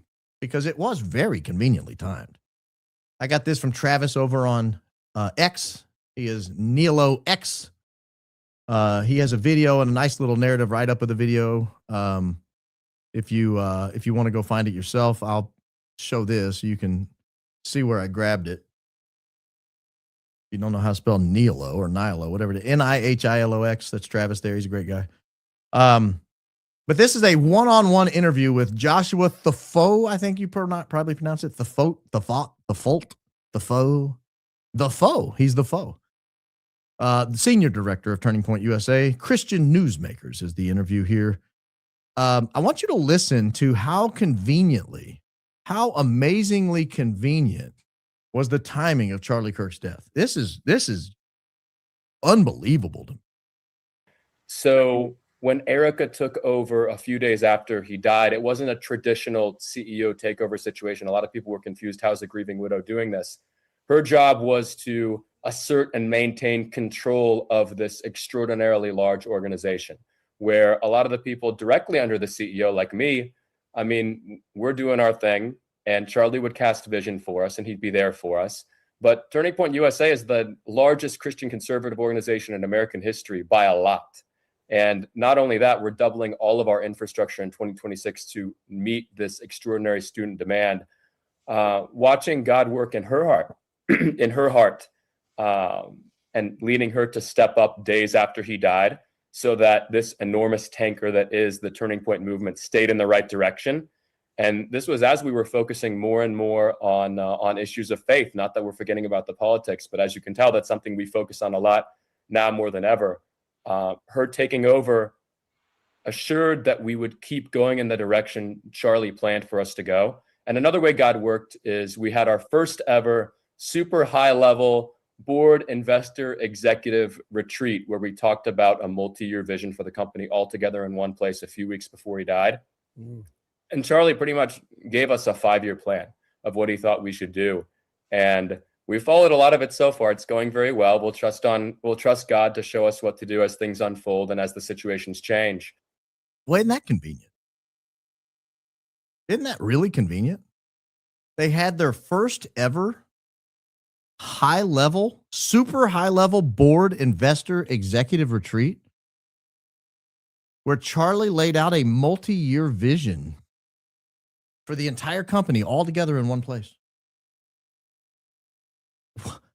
What is the luck? I mean, what are the odds that would happen? I mean, that someone must have just really put that in his mind. Someone must have really drilled into Charlie and said, you know what you should do? We need a first ever, we've never done this before, a first ever super high level executive investor board retreat. And I need you to lay out a multi-year vision. And this took place mid-August, and he died the beginning of September, about 3 weeks later. What are the odds? That is so convenient. Wow. And while he was there, allegedly, multiple people pressed Charlie, the 31-year-old, on what would happen if you die. We should have a high-level, super high-level investor executive board retreat. Because something could happen to you any moment, Charlie. And we got to know what the plan is going forward. You build a nice organization here. Be a shame if something happened to you. We need you to map out a vision, a plan. So we'll know what to do if you happen to disappear in the next 3 weeks or so. What a convenient set of circumstances. The odds. Who would have possibly thunk it? Well, these guys thunked it. These were the guys who thought we should really get out there. We need to get him on the record on what would happen. What is it we need to do? These guys can't run a Christian conservative organization. They're neither Christian nor conservative. I would say, listening to Josh, you should read your charter. I have. You should read your tax filings. I have. You should read the reason you exist. I have. You should read your foundational documents. I have. The word Christian doesn't appear anywhere. The word conservative doesn't appear anywhere. Politics doesn't appear anywhere. words like free market, economic liberty, those appear a lot.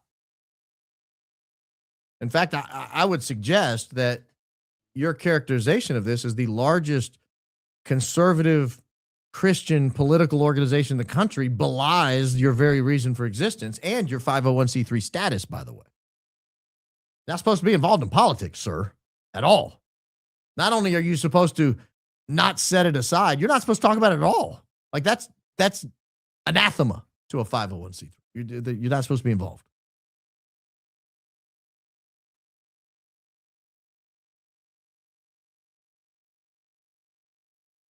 Something happened.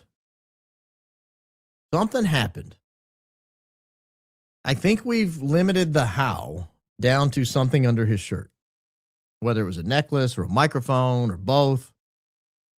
The actual mechanism that took him out, I think we could probably safely confirm, generated from under his shirt. It originated from under his shirt.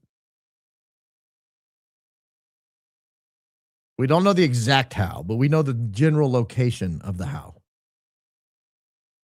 We don't know the who. I don't think it with Tyler Robinson had much to do with it, other than maybe trying to set up something. So we don't know the who, but I think we're getting pretty close to the why. I think that video helped us get close to the why. They needed a multi-year vision of what would happen to this organization without Charlie, because we knew what was happening to the organization with Charlie. The organization was turning against the political winds of those in power. It was turning against the Iran war, our support for our greatest ally. It was turning against that. So I think we can get close to the why. It has something to do with that. Maybe it was turning against money. Maybe money was being turned away because, hey, that's not what we're in the business for. We all have plenty of money. We're all rich already. We all live in mansions.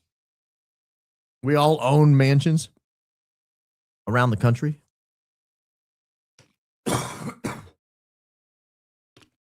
Charlie had gotten in on the ground floor with some private equity firm, at least one, maybe more, where he was probably making money hand over fist. So money wasn't really an issue. He had more money than he could ever spend. He used to live, by the way, before he met Erika, on his parents' couch. His parents' house.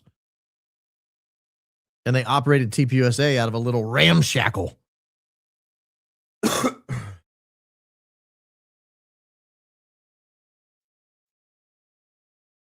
Don't forget to like the video. Our likes are lousy tonight. I'll be honest with you. 22,613 people watching. Fewer than 7,000 likes. So our like is a little out of balance. Again, likes help us overcome the YouTube algorithmic desire to suppress programming like this in favor of people like Ben Shapiro. So if you want more Ben Shapiro and fewer creators like this, don't like our videos. Just like his videos or just don't even touch his video. They're going to push that stuff out anyway. But if you want more people on this side of the aisle, you got to like the videos. It's the cheapest, easiest, quickest way you can help a program like this. Subscriptions are great. We're over 253,000 now. Go ahead and subscribe if you're not. We're one of the few channels on YouTube that routinely, almost every video gets more views than subscriptions. Almost no other channel can make that claim. But what that tells me is there are a lot of people watching us that aren't subscribed. So go ahead and subscribe. While you're here, you might as well hit the subscribe button. If you're there, you might as well hit notifications so you'll get a notice when I'm going live. So you don't have to just happen to on it while you're scrolling. You'll be notified, and you can join us when we go live. Almost everything on this channel is live. I haven't put a clip on this channel in months. I think the last one I put was when I put Joe up, but that was at Candace's request. She said you need to put the Joe clip up, so I put that up. But the fact that we get more views than subscriptions tells me that there are a lot of people watching that aren't subscribed. So go ahead and subscribe, like the video. That helps us push the program out. Now, I got bad news, grumblers. I did that thing again where I get late starting the program and I forget to open up everything. So if you guys sent messages before about 3 minutes ago, someone needs to clip those and get those to somebody so that I can see them because I don't have them. The program I use to capture the comments do not capture the grumble comments. I have to go over there and capture them. And I can only capture them if it's up. So if somebody could do that, I'll be happy to get to those as well. Or if you send new ones, I'll look at those. Hi, Baron. Oh, hi. Been a member for at least 2 months. Found your member subscription denominator up there suggests 1 month, but okay. I'll let you slide. And maybe it's close to 2 months. Found you because Ian, and I swear, look at Idaho 4 case, the running Charlie's case like Idaho 4, which with that case, I knew we were screwed. But anyways, Christ is King. Christ is King indeed. I have looked into that a little bit. I did follow that case a little bit while it was happening. Not closely, but a little bit. And it's worth a second look. There are certainly, it looks like at least one other person was present that is not accounted for. Women are crazy. Candace Owens. We finally got one, boys. Yeah. She says stuff. Happy to be here tonight. I'm happy to have you here tonight. Maybe CK was actually saying that Candace was the one that was supposed to take over TPUSA and that she was the one that did everything better than him, and that is why they won't show the video. Well, I think we'll have video. I think we'll have audio here soon of Candace being appointed the successor. I don't know what they're going to do with that. It's going to be hard to dispute Charlie's voice if we don't have the video. So that should be making the rounds here soon. I anticipate we will get that video. I mean, that audio. Baron, no. Love you in the show. Keep up the great work. Go Max, Christ is King. You keep up the great work. I love your comment. Thank you. Best membership I'm glad to pay for. Be safe and happy Easter, Baron. Yeah, if you're not a member, next Friday I'll have Zach Costello. All rise. Court is now in session. We, the jury, find Baron guilty of being awesome. Christ is King. Christ is King, Kristen. It is the season.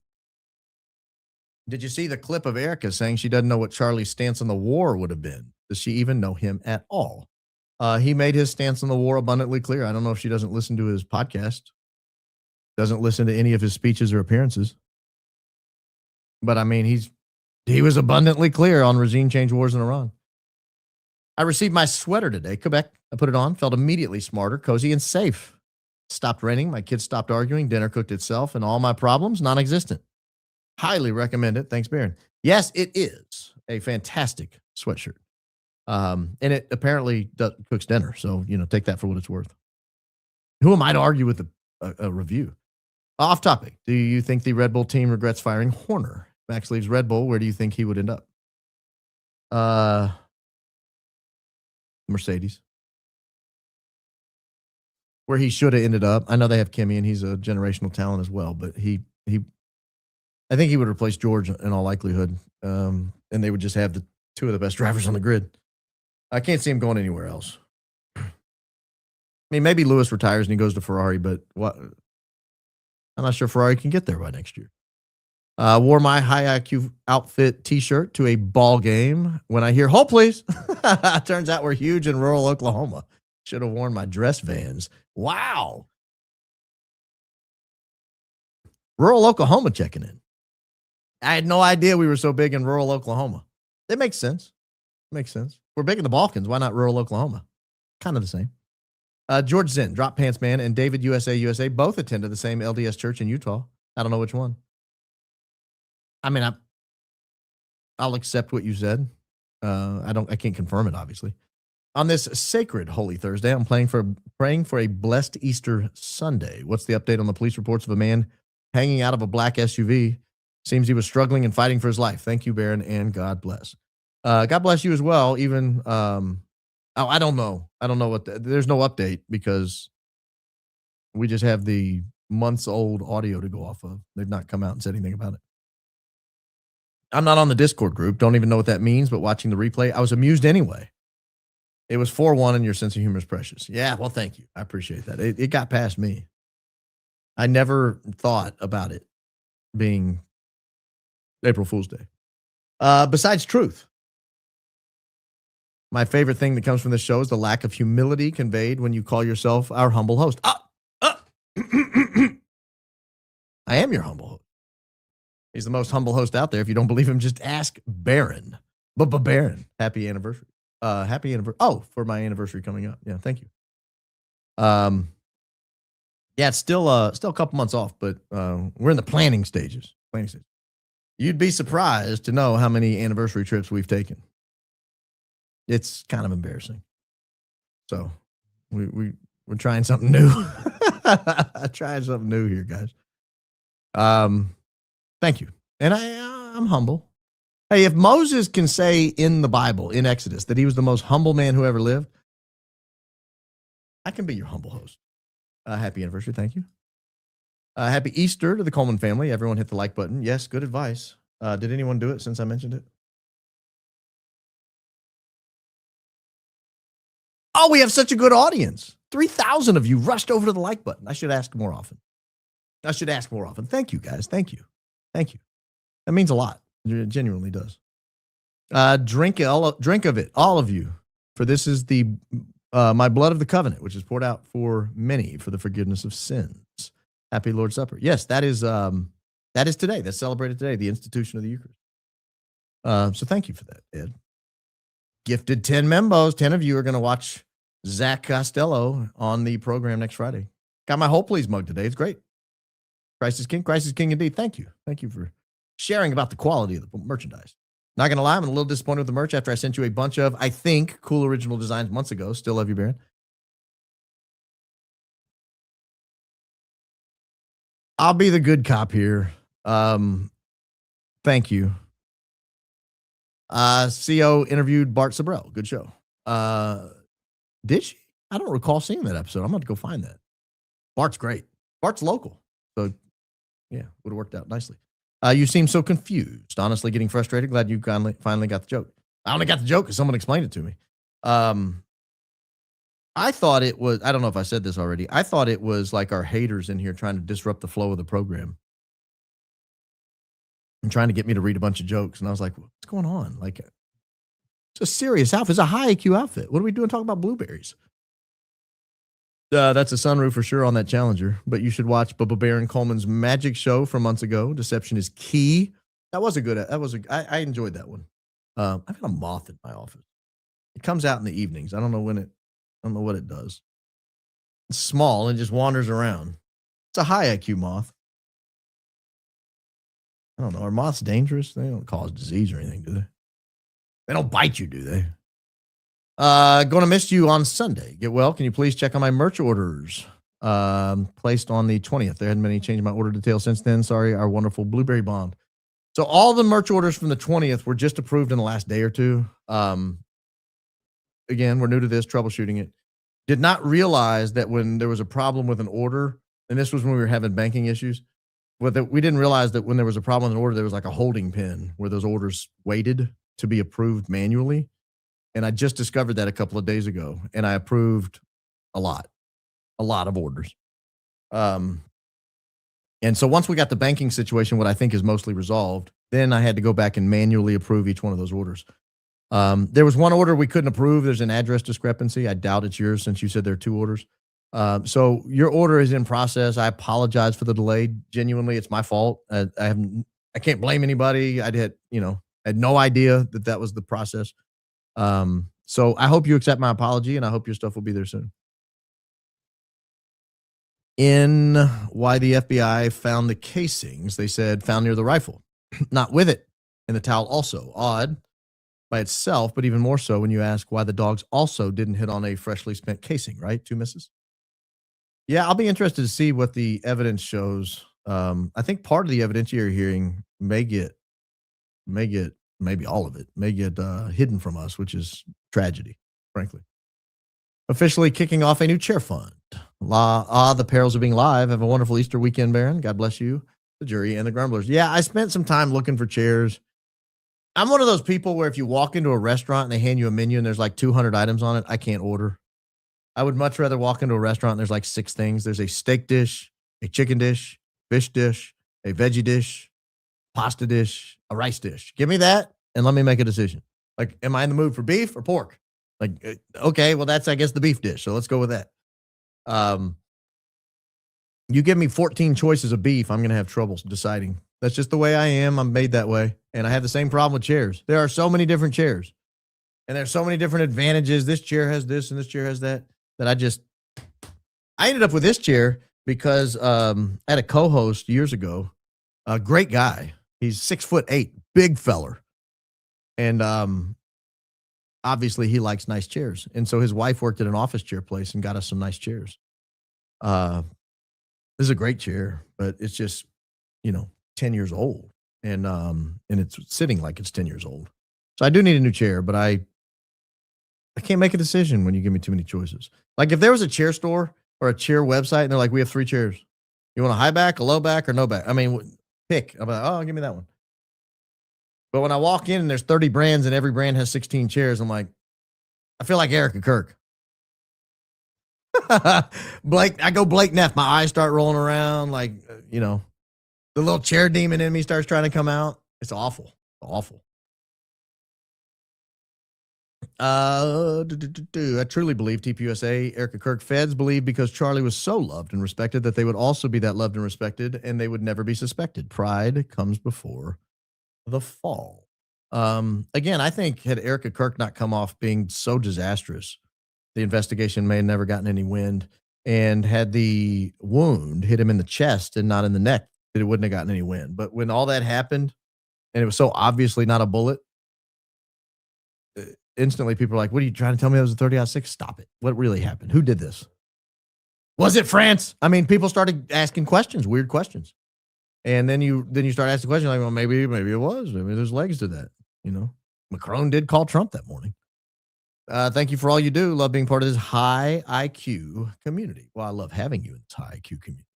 Thank you for taking the time to engage with us. I enjoy your show and the community you have created. Can't wait for my mug and shirt. It's on the way, I hope.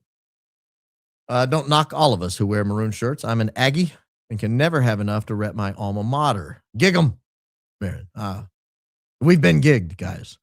I'll allow it for Texas A&M. If you're a fan of Texas A&M, the University of Chicago, who else is maroon? Isn't Cornell maroon or something? One of those Ivy League schools is maroon. I guess you got to be smart. You got to go to a smart school to wear maroon. The rest of us get stuck with like primary colors. They're like, they can't, this school over here, they don't know how to use the color wheel. Just give them one of the big ones. Like if it's in the pack of 8 Crayolas, they can use it. Okay, we'll be orange and blue. Okay, we'll be red and white. Perfect. But you smart guys, you guys get maroon. You can really adjust it.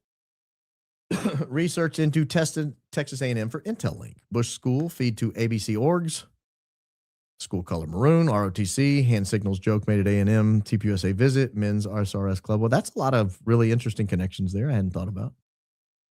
I've handled hundreds of med mal and nursing home cases. I can't imagine either side not having an expert pathologist testify. Maybe pathologists don't need an expert. Maybe prosecution doesn't need an expert per se, but at least the author to explain it. Yeah, I'm a big fan of if you can afford it, you get it. And if the state can afford it, go get an expert. I mean, the state has experts. I've done these expert depositions in these medical trials, and they usually just put up some state employee. Like I had an HIV case one time, and they put up the state's HIV director, and that was their expert. It didn't cost them a dime. I tore her to pieces. But hey, that deposition is actually floating around the internet if you know where to look. Did not go well for her. Your humble host, obviously. Happy anniversary. So are you taking a cruise to Alaska? I am not. I will not be on a cruise to Alaska, but thank you. Mr. Anderson, thank you. If Kamala was president, do you think Charlie would have still needed to be taken out? Charlie wouldn't influence her about Iran, Israel. Thoughts? I don't think so what you're discounting is not only his ability to move the president on certain issues. I think what you're discounting is his ability to move the millions of people who adored him. Inside of evangelical Christianity, and his supporters largely came from that group, and there were millions of them. Inside of evangelical Christianity, it's always been an article of faith for the last decades, several decades, that you support our greatest ally, come hell or high water. Like if you don't, you're bucking God himself. Like this is the theological teaching in a lot of these churches. And so along comes Charlie, and Charlie says, that's not exactly right. Well, now he's an issue because there are millions of people, and support for our greatest ally is cratered. I mean, just absolutely cratered. I heard Dave Smith on Tucker Carlson a couple of days ago, And he cited some poll and he said, a few years ago, like 5 years ago, the support for our greatest ally was like 40 or 50 points higher than support for Gaza. And now it's basically even. And he made a great point. Can you think of any other issue where 50% turnaround? Like, for example, he used abortion. Because abortion's about 50-50 in this country, maybe a little more than 50-50. But if you woke up one day and they're like, 90% of the country opposes abortion today, like everyone would panic. Like, what are you talking about? That's crazy. You can't have that much turnaround that quickly. That poll's obviously, no. With respect to our greatest ally, that is how much it's changed. It's that equivalent. That's how many people have turned on them. And Charlie was not helping. And if they lost another, let's say 5 million people that Charlie could have influenced, maybe 10. If you lost another 5 or 10 million people, active voters, conservatives, young people, I mean, it's just devastating, devastating. So I don't know that even if Kamala was there, the outcome would have been any different. More Membos on the way. Prosecutors work for convictions going to extent to fabricate or withhold evidence. Why? Why would anyone want to see innocent people's lives ruined or worse, taken? I've asked myself that a lot. It's so pervasive that when you finally get a prosecutor who speaks reasonably to you on the phone, you're like, what the hell's going on here? I remember one in, what county was I in? Marion County, Florida. The prosecutor down there. I remember his name. I'm not going to say it, obviously. But we had a case. This was probably 15 years ago. We had a case together, and we were sending pleadings back and forth. I thought, I just didn't pick up the phone and call this guy. So I picked up the phone and called him. He called me back, and we talked for like an hour. And at the end of the conversation, I thought, this guy's working for the wrong side. Like, this guy seems reasonable. What's he doing on the prosecutor? And, I mean, he just was like, look, I'm seeing evidence your guy committed the crime, but I'm open to the idea that he didn't. And if he didn't, we're going to work something out and this will go away. And I was like, what? Who do you work for? I mean, it was so crazy. And his pleadings to the judge, I remember the judge's name. His pleadings to the judge read the same way. Like, Judge, we think, like, there was a lot of hedging in his pleadings. It was not your typical prosecutorial pleadings. And I thought, who is this guy? He was only there a couple more years and he left. Probably because I always assumed they ran him out, but you never know. Hey, the Braves just took a lead. Up 1-0 against those Diamondbacks. Yes, I get phone updates. Your chair was giving me tiny horse vibes. Almost couldn't see you below the desk. Yeah, sometimes it just gives out. That's another danger of having an older chair. The hydraulics aren't what they used to be, or whatever the system. I don't know if it's hydraulics or air. I guess it's pneumatic, maybe. Is that the right word? Sometimes they just quit on you. It's like socks that won't stay up, you know? Did you mean to join in the studio? Sometimes No, I hate that my phone does that. I'll get you. I have some Rumble Supers, so can I text them to you? Yeah. Okay, That'd be cool. Yep. Okay, bye, y'all. I didn't think she meant to, because normally she comes in backstage and says stuff behind the scenes. Yeah, so I gotta get working on a chair if it's starting to give out more and more. So I know I'm new, especially to member, because I only got to now. But TPUSA was at the college right before the Idaho 4 was killed, and you're so smart. If you guys looked into it, you would see how they're alike. Christ is King. Well, I didn't know that. Were they there right before? Is that the University of Idaho there in Moscow? I think that, or that's the name of it, right? Moscow, Idaho. I'll have to look into that. That's an interesting tidbit. You explain these reports so well, especially for someone whose first language is Icelandic. In law terms, Autopsy report is not easy to understand if I read it by myself. You're a great host. You definitely make me feel high IQ. Well, for my friend who thinks I'm prideful and not humble, that's hard to be sometimes. No, I'm just kidding. I thank you, my Icelandic Edith. Thank you. My Icelandic Edith. That's hard to say. Make you sound drunk. Icelandic Edith. They took the necklace and handheld mic from the scene, so it couldn't be investigated. I think it's super key evidence. My thoughts were always look at the necklace. Yeah, I think it's key. If I'm the defense, I'm sending a request for that stuff. I probably already have. Unless prosecution doesn't want the pathologist crossed because his methods and conclusions won't hold up, then D should call him anyway. In civil, we do depots first, so we know what's coming at trial. Some states allow depositions before in criminal. Now, Florida's one. So that's interesting. I hadn't thought about the fact that they wouldn't want him to testify. Yeah, I think the defense should list everybody. You never know how the case is going. The jeweler who made CK's cross is a supporter of our greatest ally and was a gift from EK. Okay. Do we know when that was? I'm curious about the timing of the addition of the different medals. Like, was it last month, last week, last day? Like, when did these medals show up? Erika said she added a St. Michael medal to his necklace, as well as other medals in a video shortly after he was killed. Yeah, I know. I'm just curious about the timing. I think she added all of them, but I'm very curious about the timing of it. Thank you. Look at the red hats in the video. Very suspicious.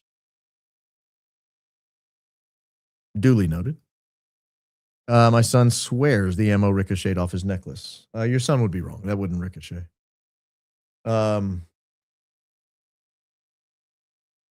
It would just break his collarbone at that point. It would just like people don't understand how much force those things show up with. They're not ricocheting off a necklace and like taking a right turn and going into the neck. Good morning, B. You mentioned EK's rings. This high IQ member is curious about your view on them. Happy Easter and congrats on $250,000. My view is that, all right, so this is going to get ugly. Let me just be as polite as I can with this. Erika strikes me as the ultimate pick-me girl, if you know what a pick-me girl is. Her boyfriends in the past, her actions, the way she acted, the way she was always trying to get attention. She acts like a pick-me girl. And a lot of pick-me girls, not all people who wear a lot of jewelry do this, but a lot of pick-me girls wear a lot of jewelry because they want to draw attention to themselves. So having just gigantic rings on every finger and thumb, having, 15 bracelets on at all times, always wearing 6 necklaces, that looks very pick-me to me. It's just, so what I make of it is very consistent with her, what I know to be her personality, or what I perceive to be her personality. Smart, not Mart. LMAO, Christ is King. Duly noted. Thank you. Christ is King indeed. Thank you so much for everything you do. I'm happy to see you guys are supporting Zach. I watch his streams a lot. He's a good guy. He does seem like a good guy. I caution, I don't believe everything Tucker says. I certainly don't agree with everything Tucker says. I don't agree with everything Dave Smith says. I don't agree with everything Zach says. I don't agree. But these are some of my favorite podcasters. Like, I watch what they say. Scott Horton and Daryl Cooper have a great podcast. I don't agree with everything they say, but I love watching them.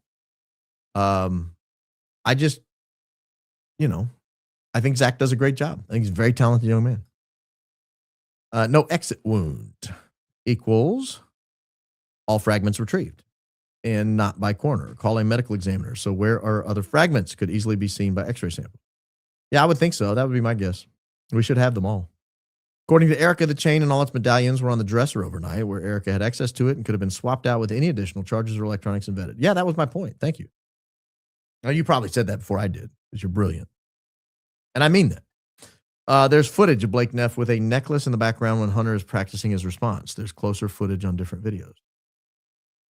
What do you mean a necklace in the background? Like wearing one? That's interesting to me. I've not seen that. Baron, she switched out the necklaces that night. She wouldn't have to necessarily switch out the whole necklace, but maybe a charm or two. Holding out her trophy from the killing? Perhaps. My mind keeps... roll that beautiful bean footage. Oh, and by the way, I don't want to spread your business. Roll that beautiful bean footage. I'm praying for you, brother. I am. I hope you know that. Very sincerely. My mind keeps going back to two things. It's one big club and we ain't in it. And all the world is a stage. We're being played 1,000%. Yeah, I saw the new acting attorney general, Todd Blanche, was seen recently at lunch in Palm Beach. Not exactly a cheap place to hang out, with Caitlin Collins from CNN. Prattville native. Prattville, Alabama native Caitlin Collins, who used to be, I think, a pretty conservative girl on Fox News, and now she's like a flaming lib on CNN. All things to all people, I guess. I don't know, but there's several people that have done that. They've switched, and once they leave Fox, they're just a lunatic leftist. So you wonder which one is playing a role, or do they care at all? But yeah, we're being played. Baron YouTube Gospel Songs was playing. Next up shows you leaving your desk. How weird. Then your lawyer song started playing. Christ is risen. Christ is risen indeed. I'll add that there. Why wouldn't that be part of the evidence entered into the investigation? The necklace? You're asking the same question I'm asking, brother. It's a great question. Anything that was on that man's body, in my opinion, should have been received by law enforcement before given back. But who am I? I'm just a lowly host. Not even a humble one, apparently. My boys lost their father 11 and 13 last Christmas from a heart attack, and it's hard. I understand keepsakes, but it wasn't a murder. It was a sudden death. Pray for my boys. It's really hard. Holidays. I bet the holidays are hard. Last Christmas, golly, that's just a few months ago. I'm very sorry. I love this community because you guys are comfortable enough with this community that you can share things like that. And that warms my heart that we've created a place like that as a group. So thank you for sharing that. And I'm sorry you're dealing with that. What medics, though? There was never EMS service to him. Would they have meant doc, nurses, PAs in the ER? Maybe. New member as of this morning. Oh my goodness, last week members only was hilarious. You'll never believe what I'm wearing. I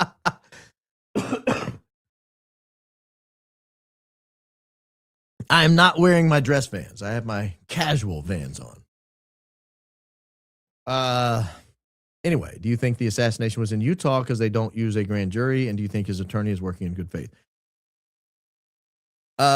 Good question on the first one. I don't know if that was taken into consideration or not. I mean, obviously that would presume a plan in advance. Do I think his attorney is working in good faith? We'll find out. I still don't have enough information for that. The last few filings have given me hope that they're doing a pretty good job. But again, I don't have enough information yet. Roof video. Vehicles parked in the small lot could have belonged to the many players present on 9/10, remaining in lot for consecutive days while video of actor on roof recorded having matching vehicles. So here's the problem with it. I have historical aerial footage, and a lot of those vehicles match. Now, I understand what you're saying, but that was like a faculty lot or something right there. And so my guess is those are assigned spaces because when you go back and look at different days, the cars are parked in the same spots. But I don't know that for sure. Or similar spots. But it's interesting. I mean, I think to suggest it was recorded earlier would mean the Hall of Flags video was also fake. Because the Hall of Flags video shows something that timestamp matches up nearly identically. So that would be, or else super planned. But it would also mean that in addition to the people involved in planning and executing a very complicated series of events, you would also have to involve people in the UVU security, people that have access to these cameras, because people would go back and look and say, well, there's nobody here on that day, and they would blow the whistle. So I'd never bought it was recorded on a different day. So at the hospital, the medics ripped the necklace off of him, then took it out to the SUV and shoved between the cracks in the seat for Turk to find. That appears to be the case. That's a fair reading of the evidence. Synthesized. Just putting us out there because Candace mentioned Masons. Has anyone checked if Erika was an Eastern Star or Rainbow Girl? My family was part of it, and man, there was some weird stuff going on. I have not checked, and I have not heard, and I doubt it. I don't know. COENT. I don't know what that means. Especially if that's all they really shared with the public. They knew the vehicles had to match. We would have figured that out too easily, just like making a movie, if it is to be believed. Yeah. I mean, I'm not suggesting that car there is. I just thought it was fascinating that it looked just like his car, but for the sunroof. If it didn't have a sunroof, I would have been really shocked. that car was right there. I started late, but I just want to let you know that the necklace's story made my stomach drop. What is it? Also, she always says the Lord, but never heard of her mumbling the word Christ. Is it just me? I actually played a video of her at the beginning of the Make Heaven Crowded tour, and she did say the word Christ, but her eyes went freaking crazy when she did. Go back and find that video. I think it was back in January, maybe. Late January, maybe. Her eyes went nuts.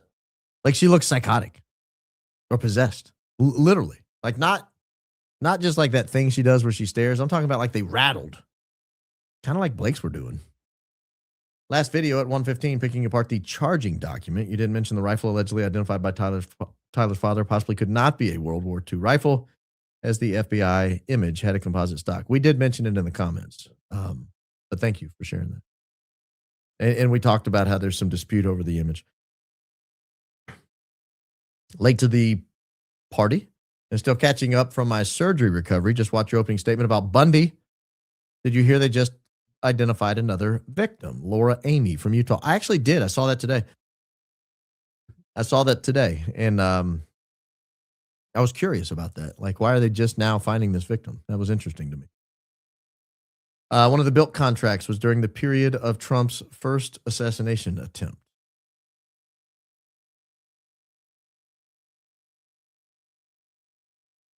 Is this true?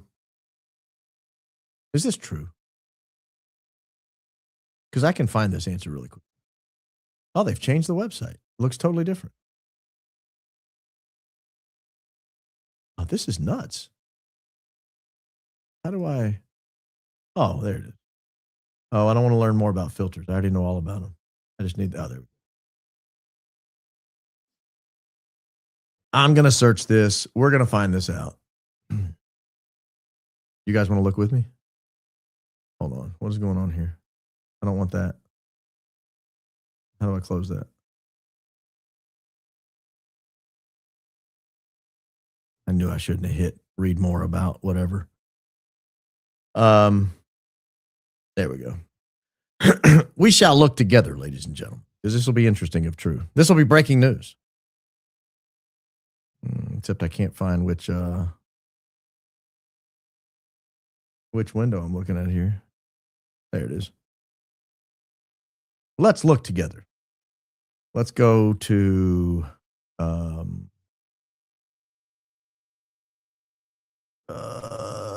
where's the dates? Oh my gosh, there's that stupid thing. Here we go. Period of performance start. Let's start at the bottom here. Oh, we got all these other ones in here. I must not have done a very good search, but we can get close. So when was the Trump assassination? That was 2024, right? So it would have to be this one here. But it's not. There's that one. And that one. So let's start with this one. Because it's 778. This is a Sibber. Those are a little weird anyway.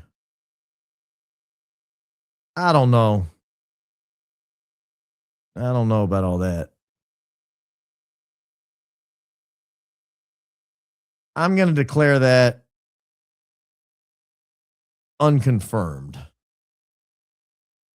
Unconfirmed. Because I don't know that I can agree with that conclusion.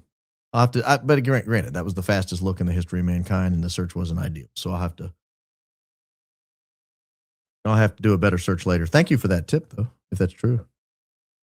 Symbolism will be their downfall. You mean like sacrificing kids? Over a decade of working in public safety, removed plenty of clothing, never a necklace. I'll grant them. I've never taken care of a gaping neck wound.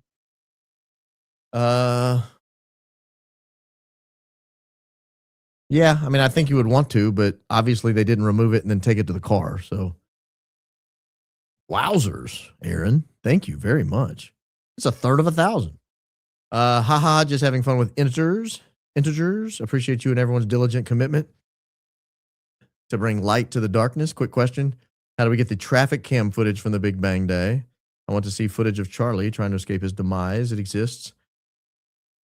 I have a feeling they would never release that during the pendency of an investigation. But you can ask. Anyone can file a grandma request, and you guys can get creative and file them. In Utah, the public records requests are called grandma requests, GRAMA. If you search how to file a grandma request with Orem, Utah, you'll find it. And I encourage profligate filings. And maybe someone will get hit and then get a hit. And if you do, send it to me. Happy to look at it. But thank you. That was very, very kind of you. Very, very kind of you. Baron, one of your best regarding the necklace. It fell off so fast that Blake and Mikey were still around.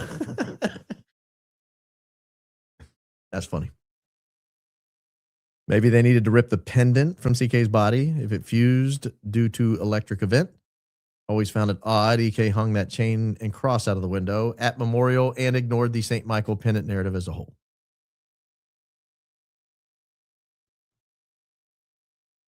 That's interesting.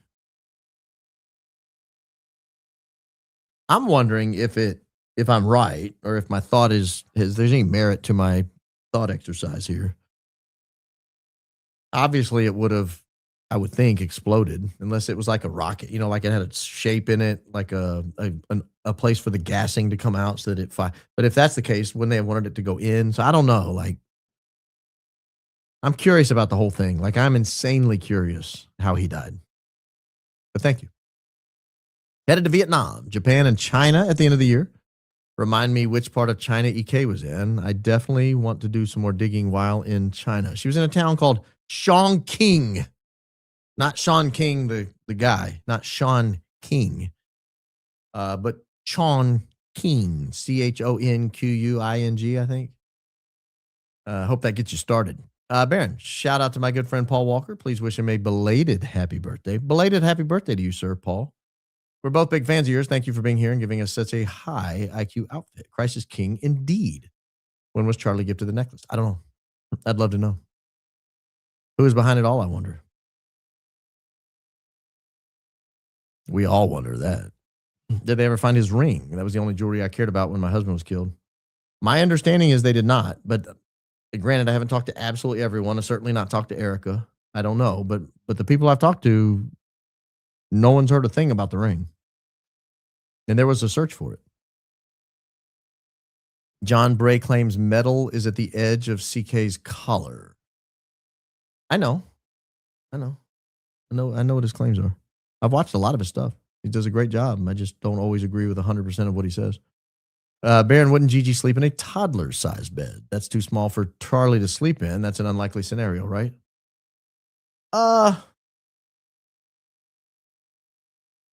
When my daughter was 3, my oldest, when she was 3, she slept in a double bed. So I don't know. We were poor and did not want to buy an extra bed. We already had a double bed. Just told her not to roll off of it. Wife got me a hold plead mug for 21 years. Your wife is brilliant. Period. End of story. Now you can be brilliant while you're drinking coffee and tea.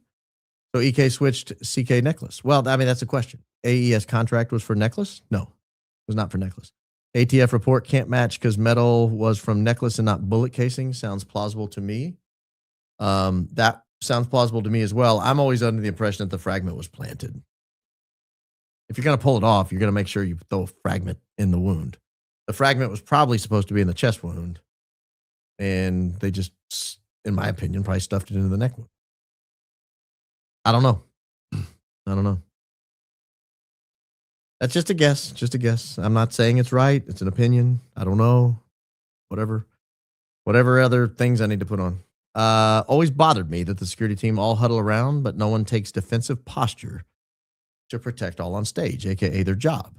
Christ is king. Christ is king indeed. Yeah. One guy, the bald guy in the kind of bluish shirt, as soon as the bang goes, he goes for what appears to be like a waistband holstered weapon in front of him. And then while he's behind the desk or the chair or the table, he does look up and has his hand on the weapon. And then the officer rolls in. He does take a defensive posture. So there was a lot going on back there. John Bray gives a good update on his perspective in the last few days on the Black Line Brief podcast. Thank you. Justice for Charlie. Keep up the phenomenal work. Bubba Baron. I'm doing my best. Thank you very much, Lazarus Love. It'll help rise me from the dead. No, I'm just kidding. Jesus wept. Dang it. It's not like in my lungs. It's in my throat. Something settled in my throat. It makes me keep feeling like I have to cough. Thank you for that. Very kind of you. Did you see the t-shirt designs? I don't know what that means. Shot in the Heart guy is wearing the same special hat as Butch Hibbs. That's correct. That's a good point. He either caught one passing out or he had it ahead of time. That's a great catch. I want to know who that guy is. I'd like to know who, at least his name. I'm a goldsmith. You absolutely can put things within a piece of jewelry. You also can make duplicates, one with, one without. EK clearly has a jeweler she favors. I'd like to know who makes her rings. That's a good question because those do look like custom rings. I doubt she ordered an M ring off the internet. I would love to know if the priest that came to visit that evening before Charlie died was asked to bless that St. Michael medal. Where and when the medal was purchased was something I'd hoped Candace had asked during their sit down. It's a good question. The image I saw of a St. Michael medal did not look like a store-bought medal to me. But again, I don't know. It looked like a handmade medal. It did not match any St. Michael medal I've ever seen. It was different. But that's just my amateur eye. Thank you for that generosity. The Big Bang seemed to have come from Charlie himself, based on Dan Flood's reaction and flinch, not from a gunshot far away. Well, that's a lot of speculation there, obviously. Guy is one of the Brunson brothers. What guy? What's a Brunson brother?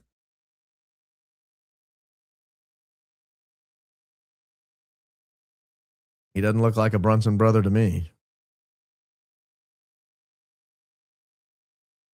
Actually, he might look like the one on the left.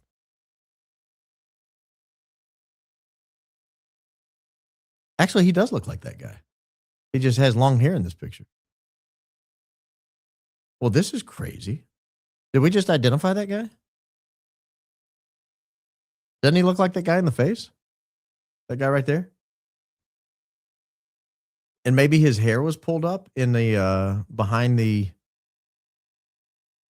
Let me look here. No, I'm not sure that's him. Hold on, let me get a good freeze frame. Here we go. So let me go back and forth here. You guys tell me. I don't think that's him.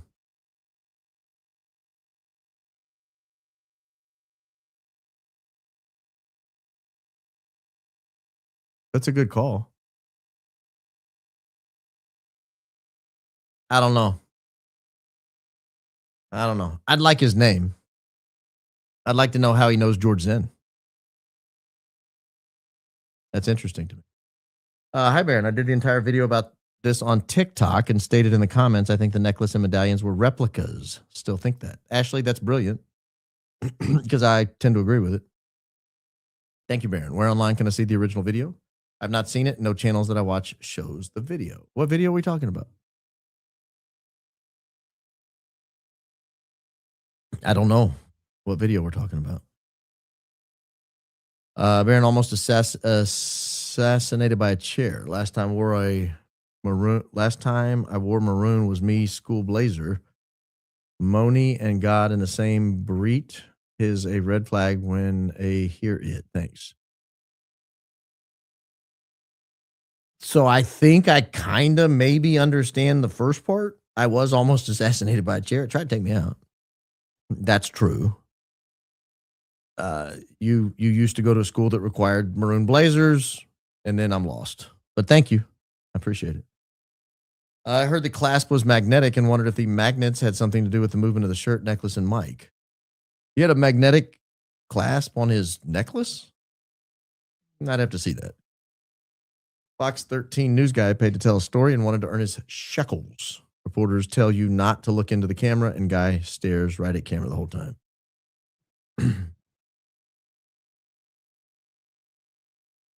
I don't know. Google says shape charge can be embedded into various objects, primarily for the purpose of piercing armor. Could it be embedded into a necklace? That's a good question. I don't know. A locket.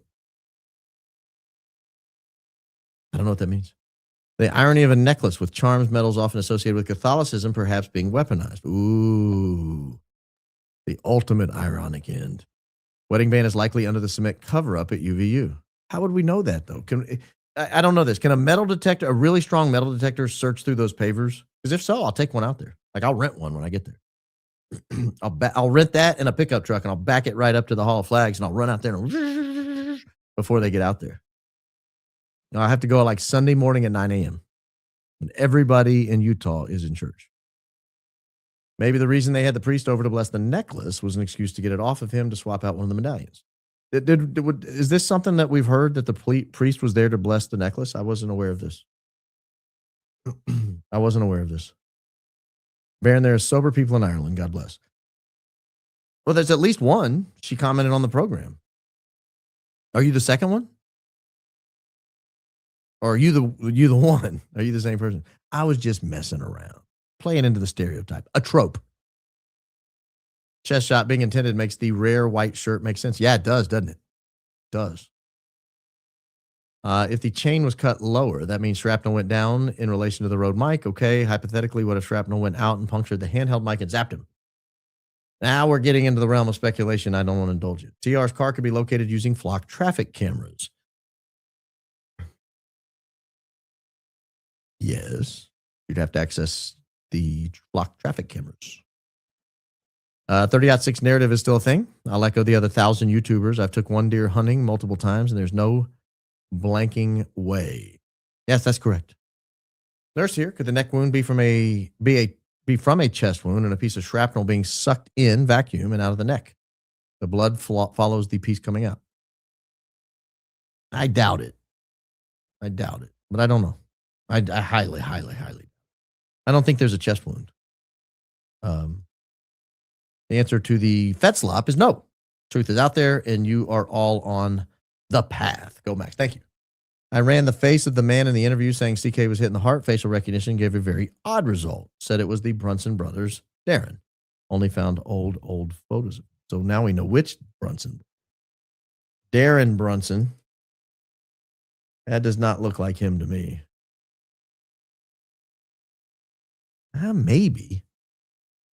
Maybe. I'm going to leave that pulled up. I'll look at that later.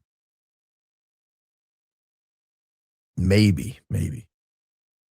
I've noticed that they have mentioned Iran making EFPs lately. That would have been the type of shape charge in the column of the necklace, my humble opinion. The heck is an EFP? Well, how do you guys know all this stuff? Explosively formed penetrator. A lethal type of specialized shape charge weapon designed to pierce armored vehicles from significant standoff distances. That doesn't sound like what we're dealing with here. At least my cursory reading. I've never heard of that before. Hi, Baron. Noticed photo in stairwell. I see white car parked below. I thought he accessed Losi building, stairs nearest the roof handrail, but there's no undercover car park. Car park? You from overseas? Oh, $8. That makes talking about a parking garage? Oh, come on. In another stairs pick, background person, long brown hair in black. Okay. I think he may have accessed the Losi stairs from this side. Oh, you can't see what I'm doing, but from the side closest to the parking lot. That's how I read the narrative, but I'll have to go back and look at that now that you've mentioned it. Thank you. Hi, Baron. Hope you're feeling better today. Mostly. As you can hear, I'm still dealing with my throat.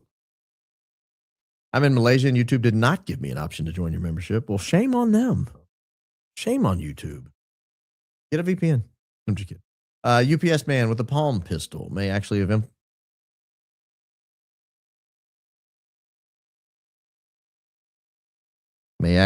infrared laser designator. Wolves brought up his big glasses. DARPA does make IR glasses. They make guided rounds for what it's worth. Public projects. Okay. I appreciate it. You're a good commenter, so I'm going to leave it at that. I want to see somebody hit somebody with a palm pistol from that distance with something on the line. Not just go out and try it 50 times and give me the video of you doing it once. I'm talking about, I want to see a live thing, an hour of live discussion of what's about to happen. So I know you didn't just run out there and record live a whole bunch of times. And I want there to be real consequences, like $1 million on the line or something. Like you have to pay if you lose, if you miss. I want there to be real consequences. Money has to be already paid out to a third party, or you got to go to church naked or something if you can't afford it. There have to be real consequences. I don't think anyone can hit that shot with a palm pistol under those conditions that quickly. I just don't think it's possible. His hand never stopped moving.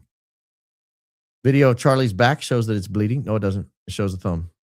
Casket video of him, purple mark on left hand. That's correct. Electric shock can cause outer bleeding from rupture. That is also correct.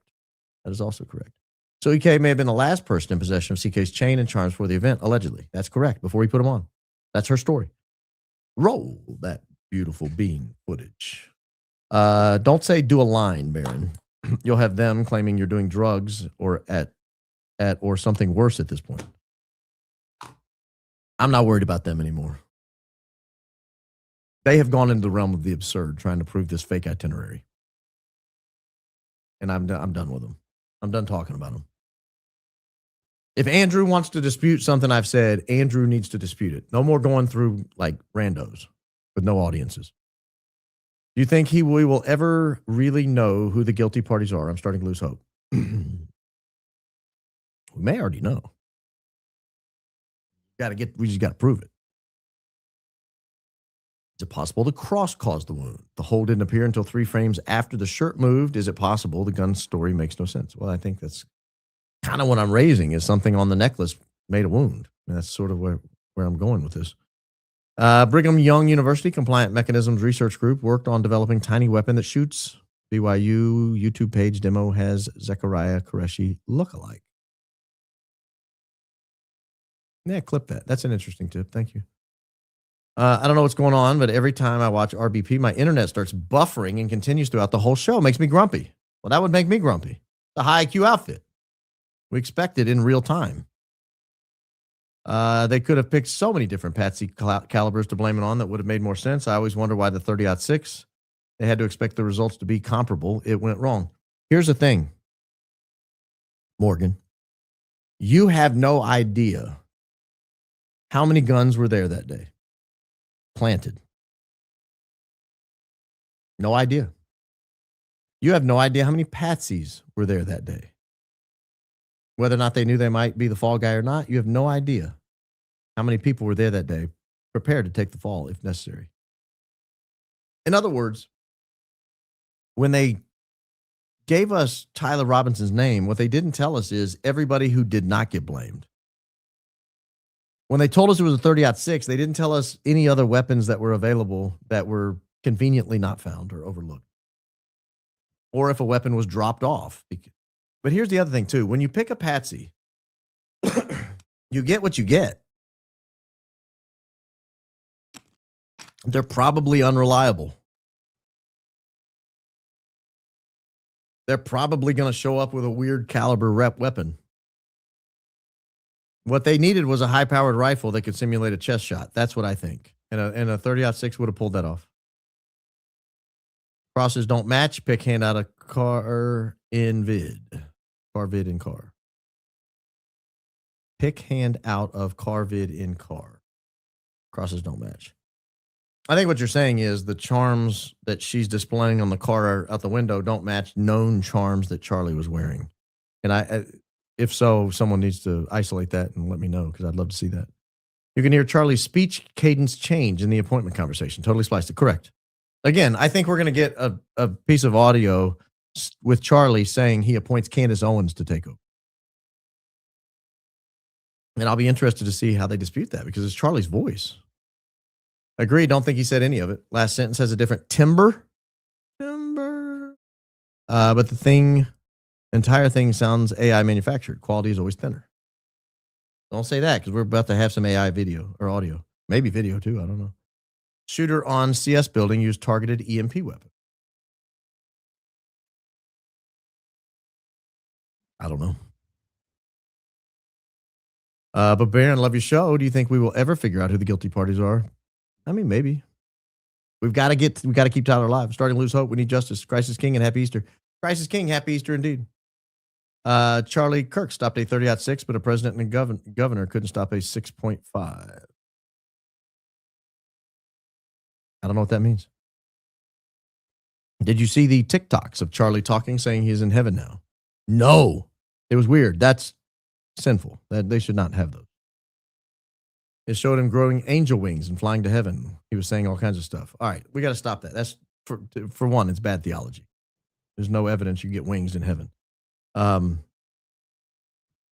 But that's just terrible. Don't make dead people say things. Thank you for standing for the truth, Baron. 100% appreciated. Thank you. Posted in the Facebook group about the necklace. Then I posted a video from a fictional TV show about a RF transmitter. It could explode a pacemaker if set from feet away. Definitely could be the how. What's a fictional TV show? Do we know if that exists in real life? Why was Dan Flood on a separate elevated platform? If Current ran through CK, he would be safe. God bless you and your family. Fan from Sydney, Australia. Yeah, we've raised that issue before. We did a whole show on that. The raised tent, I think Allie Top Files was on that show with me, if I'm not mistaken. The raised tent, the raised platforms, and all that stuff. They could have just spliced together different recordings of him from different videos. This would make it true words and voice. Technically, he did say it, cheap tricks.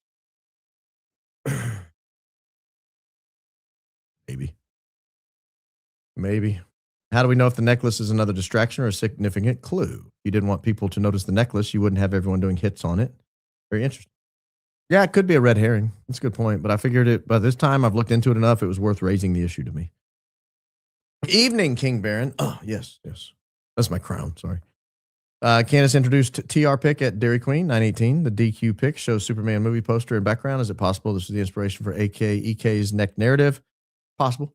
Christ is King indeed. Happy Easter to you and fam. Happy Easter to you and your fam. Thank you. It's possible. Love your show, Baron. Thoughts? A different type of metal and just one bead. Perhaps electricity is drawn there to exit neck only at that point, resembling a shot. Homing device in one bead that draws in a shot. Christ is King. I doubt it. To begin with, his necklace was down here and the wound was up here, so you got an inch or two away. But I don't know. I mean, I love all the thoughts. I mean, to me, throw them all out there. Let's see what we can do with them. Charlie Kirk probably did say it. The cut is where they replaced a joke about EK running it with I appoint Erika. Then, no, I'm sure she'd do a great job. Maybe. My explosion caused chain to break at clasp and deformed linkage. Small, squarish deformation, earpiece-like. Visible as it whips around neck. Just a theory, but if elected, I promise to call for a full congressional investigation. Paid for by Meinhardt for U.S. Senate, Oklahoma. All right. Granted. I don't know what all that means. Are you saying you did an experiment?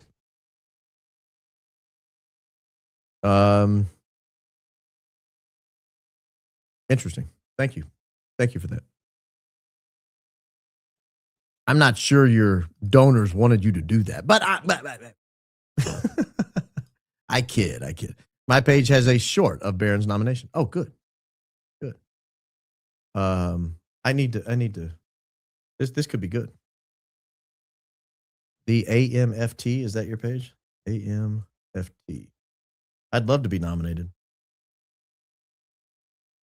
The American Fair. No, that's different. The AMFT. Oh, there it is. Aaron. Oh, I shouldn't have said your name. But I guess if you put it there. Videos. Shorts. April 2. Oh, that's me.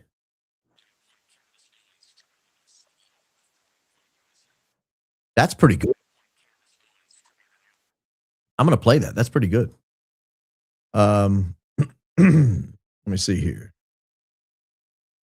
This is a pretty good first effort on short notice. I'm sure with a little time we could really tighten this up, but I'm convinced. Charlie said it. CEO of Turning Point USA. I appoint Candace Owens to be the new CEO of Turning Point USA. I appoint Baron Coleman to be the new CEO of Turning Point USA. Yes. I appoint Baron Coleman to be the new. I accept. I'll be at the embassy tomorrow, 08. You guys better be ready.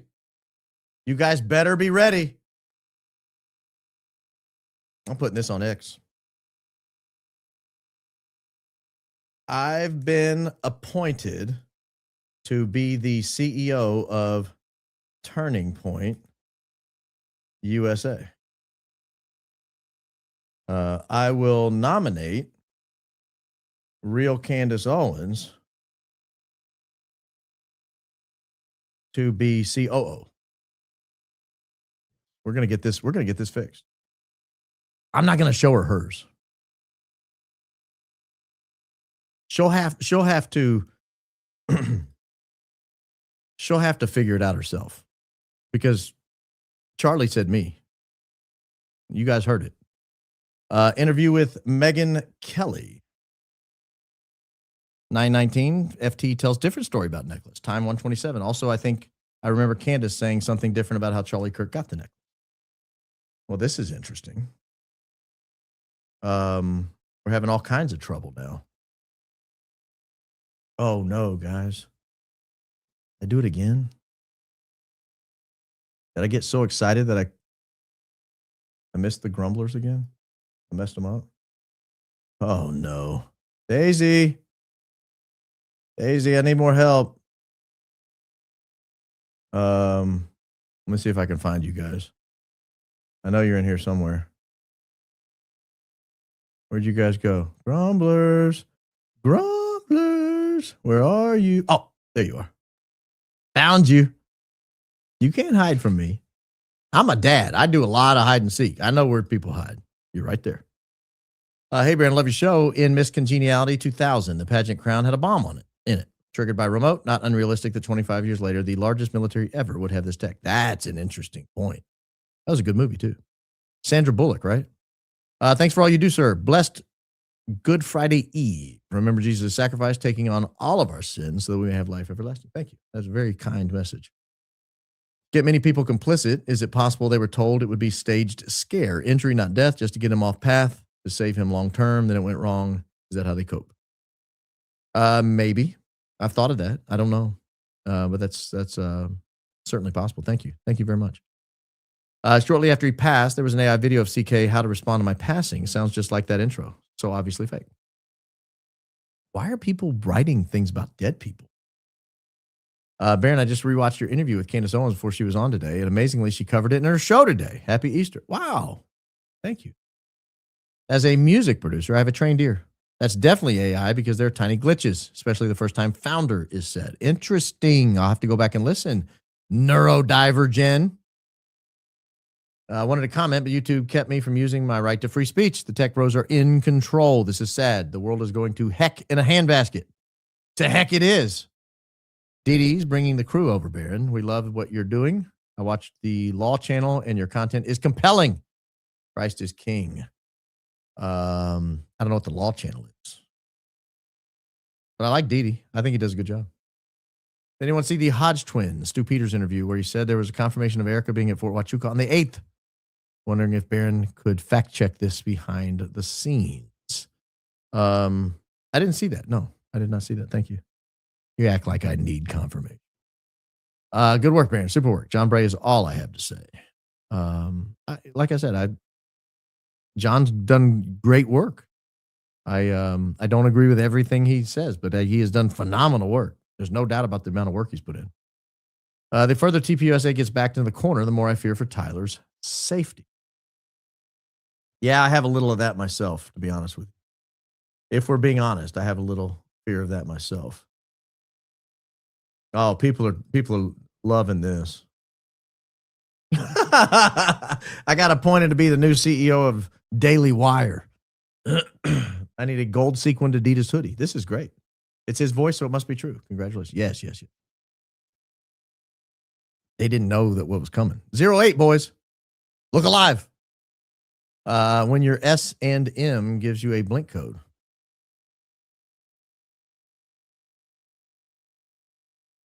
I'm going to let that go without comment. The only thing Neff has seen is the script his handlers told him to stick to. It's the Blake Neff speed underbite for me. When demons hate their skin suits. Yes, this was Blake trying to crawl out. Seriously, you should be an Audible book narrator. Happy Easter. He is risen. Christ is king. I would do that. It'd be absolutely epic if you and Fleet collab on an animation of you giving the opening statement at the TR trial. Ooh, that would be fun. I'm pretty sure Blakey is going to be the first one to break. Oh, he can't go anywhere. He's nowhere to go. Them eyes said, what did I just get into? And the spirit said, no, sir. It's the other way around. We got into you. The spiritual struggle is real. Blake is such a nasty person. Find it odd Tucker is the one who sent Blake to TPUSA, vouching for his character, asking Charlie to hire him. Yeah, I'm a little disappointed in old Tuck face. Blake has been MK Ultra mind wiped. Christ is our Lord and King indeed. Blake would have won the staring game against Gary because Gary can't hold back that long. That's a good point. Good point. My first super chat, your non-war vet has me cry laughing. Blake Sneff. Yeah, it's his Twitter handle, Blake Sneff. It is. Sneff is the little used present perfect tense of sniff. I have always thought Andrew gave the text messages to authorities to take suspicion off himself.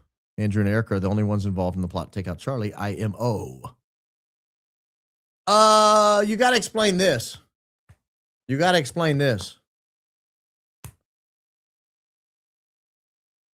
But Baron, I used to be in radio, and I can count 3 times where it was spliced together. The echo isn't the same in the final 2 to 3 sentences. Charlie Kirk was a fast talker, so they had to try to make it as fast. Bad job. Good call, high IQ outfitter. I need to go back and listen more carefully. I only listened a couple times before I played it. Someone in the chat just nailed it. Who's going to be the first to break? AK, Neff, TP, employee, security team. I mean, a lot of really bad crimes have large conspiracies, and they hold for years. Darn, now I equate Demon Neff with a cookie monster. I recall fake CK speech mega churches all over were playing right after the event. It started first, I want you to know I'm fine. Not because my body is fine, because my soul is secure in Christ. That's creepy. I don't recall hearing that. You're just a practicing attorney, LOL. No biggie. Well, I'm in retirement. Not because I can't. Still licensed in 3 states. Shrapnel could explain the 2 marks on the arm that weren't present before the Big Bang, and it puts shrapnel in proximity to the handheld mic. That's correct. Appointing CO and CK's voice will send TP into chaos, and I'm here for it. Yes. We're gonna get that. But I gotta let her chew on my appointment first. Check your firm email for EA as Charlie's voice. Don't send emails to anything other than realbaronpodcast@gmail.com, please. You're going to want to check your email, bud. Charlie definitely said he wanted Candace to run TPUSA if anything happened to him. I will check realbaronpodcast@gmail.com for that. Thank you. OMG, you just gave me the best therapy session ever. You totally deserve that super chat. You make me feel like I'm not the worst parent in the world, even though my kids blame me for everything. Oh, darling. Darling Gamini. Let me tell you. You're not a bad parent. Kids say things. Caught last night's show, the MGK answer to Super had me so excited. Yes! He's my favorite. Your daughter's a legend. Stay humble. Go Max. It's hard. It's hard to stay humble when you're an MGK fan. I noticed on Discord, some of the people did not like my choice of MGK. That's okay with them. I'm 47, 46. I'm not aging myself. I'm 46 years old. I don't care what people think of what I listen to. I'll listen to what I want. Although, you remember when, was it Stanley McChrystal, or it was one of those generals, and they asked what he listened to, and he said, Enya. And I was like, oh, no. We've got a psychopath at the helm. We're in trouble. It was the first time I questioned the global war on terror. John Thefault is based in Nashville. Interview? I would love to interview. I'll send him a request. He can come into my humble studio and sit right here. How did the 30-06 not push him in its way?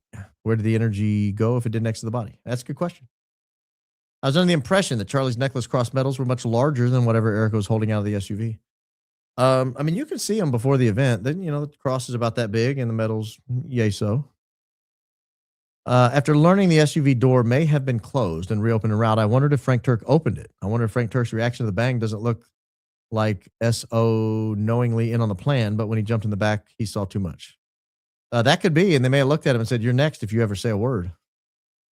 I don't know. I thought your likes to watching ratio was a disgrace. Come on, people. Oh, is it still bad? I don't want it to be a disgrace.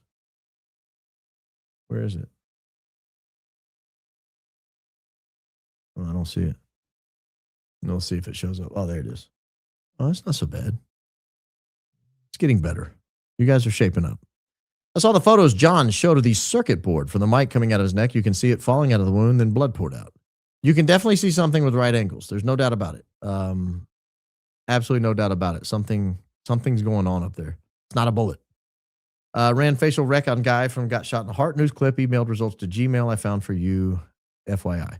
You don't have to find it. It's in the YouTube description. And I say it all the time. realbaronpodcast@gmail.com. Hoodie captured the image of the cross stuck at the collar. That's why the necklace. And why didn't you just give me the name? I just need the name. You don't have to send an email. Just say it said this guy's name. Hoodie captured the image of the cross stuck at the collar. That's why the chain remained attached. The cross wouldn't let go of Charlie. Ooh, I like that. I like that. I like that a lot. Johnny 2 times. Yes, Veronica 1 time. Thank you for mentioning the ladies when discussing inches. Us size queens. Nose 2 inches. Oh, yeah. All right. Shouldn't have said that. Golly. Where were we? That Blake Neff voice deserves a tip. Thank you. Christ is King. Gosh. No super chats. Message not sent. Edit and try again. Duly noted. I think the necklace was a tracker. That's why she was worried about it. You mean like a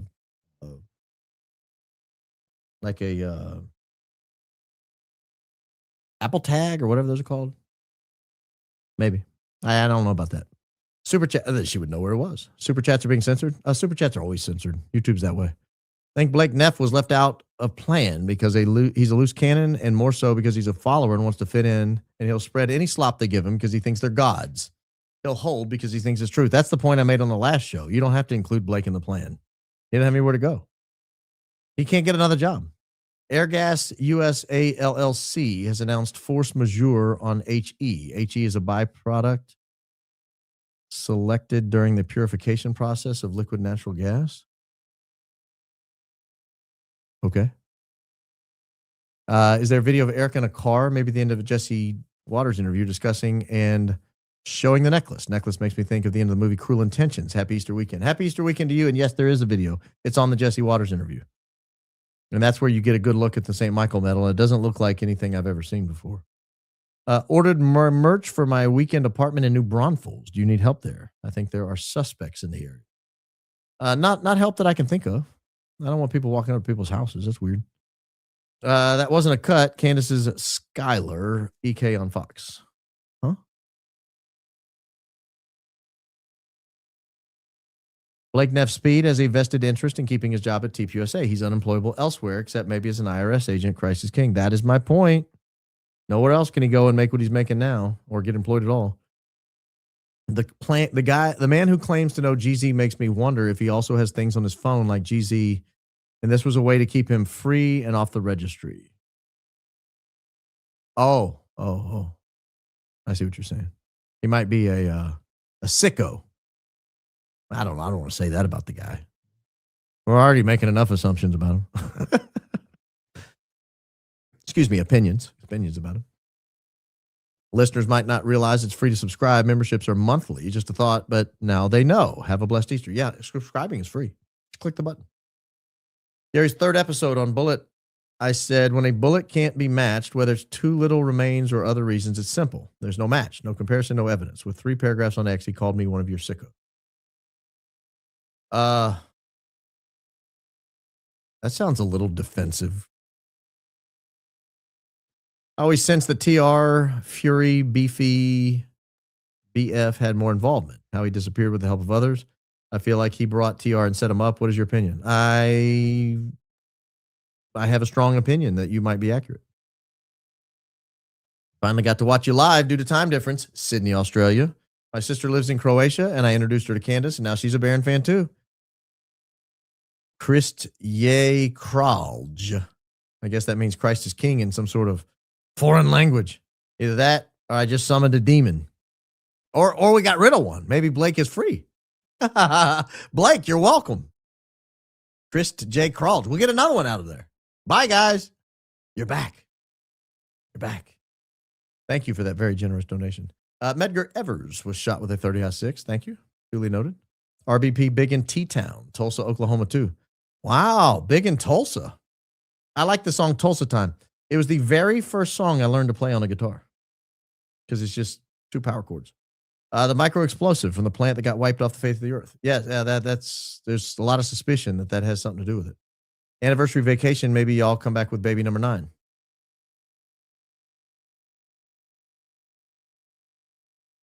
Michelle, I am 46 years old. I'm old enough to be a grandfather. My wife is 47. We trust our Lord, but we would be just fine if something like that didn't happen. The nicest way I could say it. Curse you, lady. Curse you. Hey, Baron, watch the video again of Hunter practicing before the Big Bang. Instead, play close attention to Blake in the background. He's holding a necklace. Oh, the practice video. I don't know where I could find that off the top of my head. That's interesting though. Hunter, Kozak practice. Think I can find it that way. Okay, there it is. There's the video. Let me see here. Blake. I don't know if you can see he's holding a necklace. He's got something in his hand, but that's too far away from. And it had weird music. High IQ Moth. LOL. Have a blessed teacher. Must love. Yeah, and he's gone. See how high IQ he is? He hides. See if I can beef him up here. Get him out of here. Come on. Where are you? No. Smart guy. High IQ Moth. Crisis King indeed. Happy Easter, Baron and family. Happy Easter to you as well. The moths will eat holes in your high IQ outfit. No, they won't. It's impenetrable. We've taken slings and arrows already. No damage. First video I saw on IG, I sent a message to my husband saying he got hit in the chest. Next videos were close up on his neck. 7-year ERRN in Utah. She's a Utahn, ladies and gentlemen. That's a good instinct you have there because I think that was what it was supposed to look like. I'm in the medical field, and zap posture of Charlie is called something. It's called something. And L and H should not be together like that. That's weird. And Pat Sajak needs to get involved. Stat. We need a vowel. I'm going to put one in there. I'm going to act like an A is in there. La Hametz sign. La Hermit's sign. The electric shock and damage to the C2 from a fragna piece would cause the Vargas nerve to do that. Hope this helps. Man, that did not help. Narrator. It did not, in fact, help. But thank you. James Lee, 5149, reported Salem Media filed the CK show as foreign operation. We covered that months ago. Daisy's done all the research you can do on FARA filings. I don't know that that's unless something new has happened. I don't know that that's accurate. I think what we found and what I reported months ago, and again, something could have happened since then. But what we found was that Clock Tower X had registered as a Ford agent. Brad Parscale is the head of Clock Tower X, I believe. I believe that's right. Brad Parscale also has a C-suite level role, I believe, at Salem. And in the plan that they filed with their FARA registration, it was that Salem was going to get some of the money spent by Clock Tower X. I am not aware that they have registered under FARA. So I sort of disagree with that to some extent, as far as I understand it.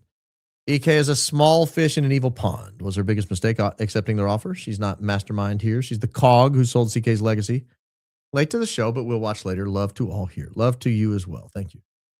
Baron, I think the reason why so many people are watching and not subscribing is because it's the bad actors watching and company. Well, they should subscribe and hit like. You obviously like it. You keep coming back for more. You're like a bird. Like I'm the little mommy bird coming to feed you.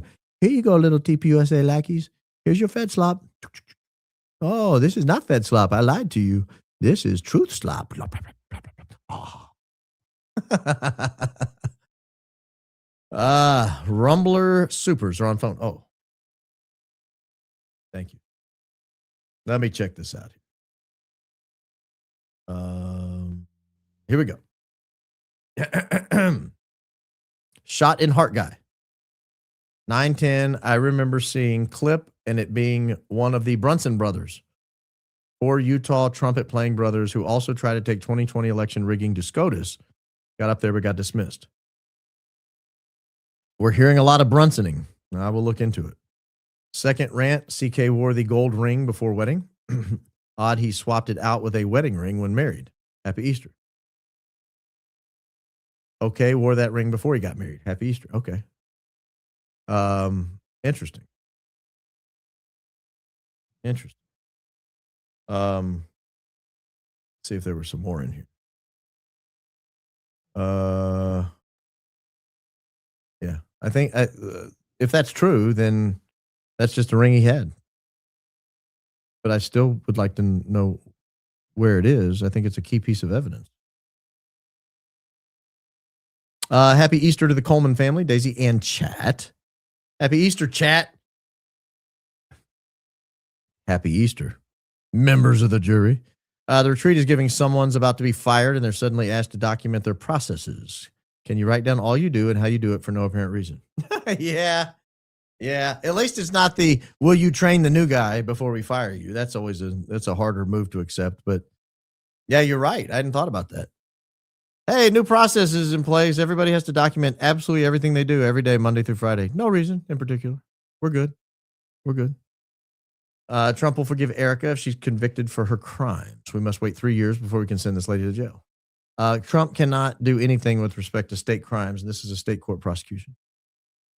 Actually, though, if she was involved, it would cross state lines, and I guess that would be interesting. The Neff demon voice was on point. Sounded like McMurray on Letterkenny. LOL. I don't know that, so I can't laugh with you, but I'm sure it's funny. Christ is king. Christ is king indeed. Thank you. Would you consider live streaming the Robinson trial? Gavel to gavel. No.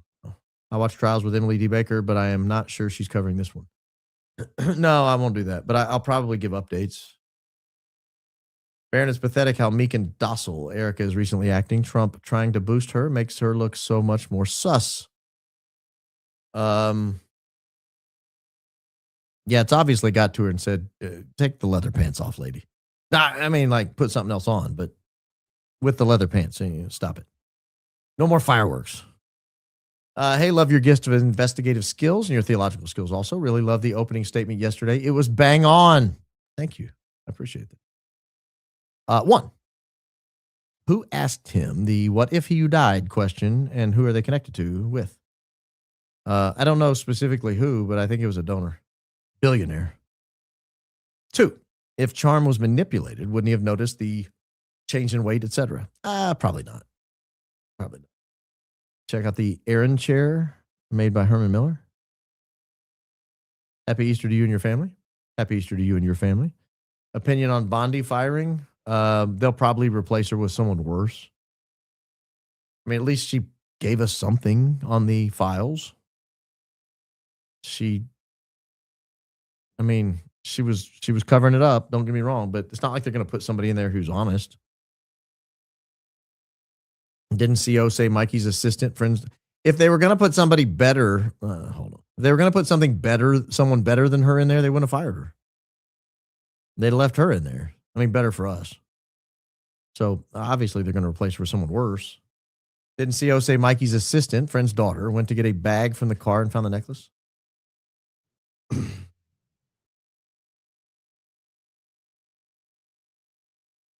I don't know.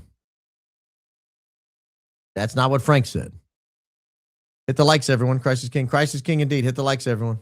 Sneff has Robert De Niro deer hunter eyes. Yeah, that was a good movie, wasn't it? That was Psycho. That was a crazy movie. Baron has crossed my mind a few times lately. What if Charlie's alive? I don't know why I keep thinking this. Love all you do. Christ is king. I've entertained it at different times, but I'm not there. and I don't think it's likely at all remotely.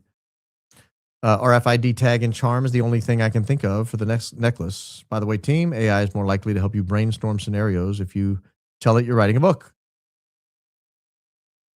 Blake, meth, and speed. He looked like it there, didn't he? It looked like it was. Doesn't TPUSA have a jeweler as a board of directors? Some ex-pharmacists who used to sell jewelry in the parking lot? Yeah, but that's not like a bench jeweler. That's just a scam artist. I'm just kidding, by the way. I'm sure he's great. But preparing the Kennedy Center, the Kennedy poster may be lost in the mails. What? We'll be patient and see if it comes in. UPS, much more reliable. Have you considered a UPS store mailbox? If it's lost, I have another one to send. No. I like the post office. But thank you. I hate to hear that. We have a good post office around here. Must have been on your end. Baron, thanks for all you do. Christ is king. Enjoy every show. Thank you. Christ is king indeed.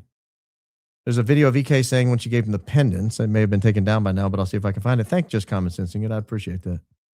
Pete Hegseth, pastors from Moscow, Idaho, University of Idaho killings. Pastor Doug Wilson, deep dive. I agree. Connection on multi-level. He's a weirdo, in my opinion. You guys may love him, and I shouldn't have said that, but everything I've heard him say, I'm like, what, dude? Why would you say that? Why would you say that? Fleet needs to have you sing Mac Davis's Lord, It's Hard to Be Humble. It's not hard. I can't remember if B. Neff receives or hands over necklace to someone. You can see the necklace draped in his hand. I could not in that video, but maybe I'm watching a bad version of it. I'll try to keep looking. Video I saw said CIA taught their spies don't do anything you don't want to see on the front page. Same thing EK's mom said. I've heard many people say that. So I don't think that's unique to the CIA.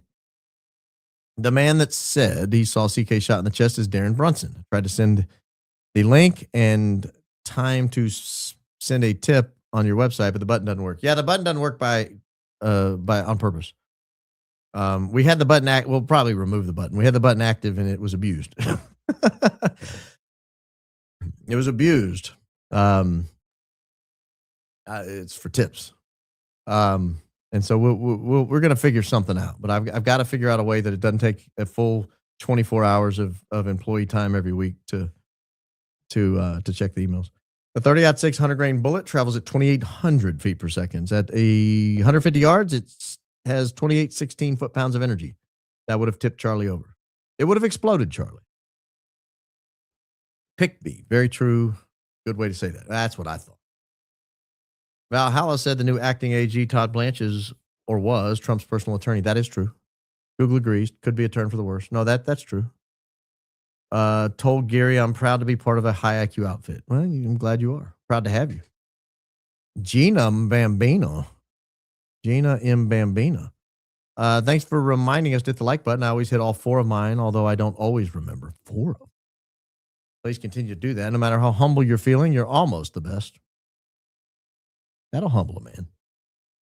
My dad went to military school at a place called Culver. I have his old shirt. It's maroon. Maybe they use guys from there. Maybe. I don't know. I don't know.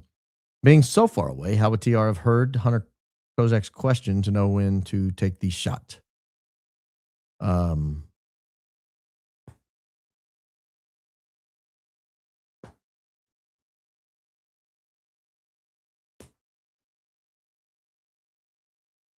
I don't have a hat around here. Frank Turek.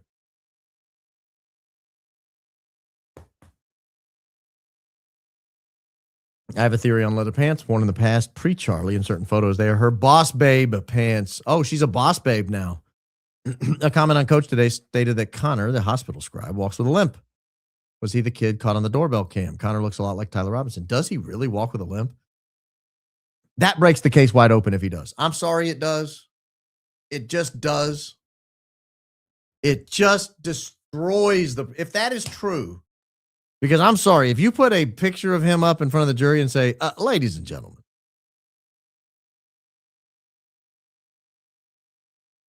who looks more like the guy in the stairwell photo?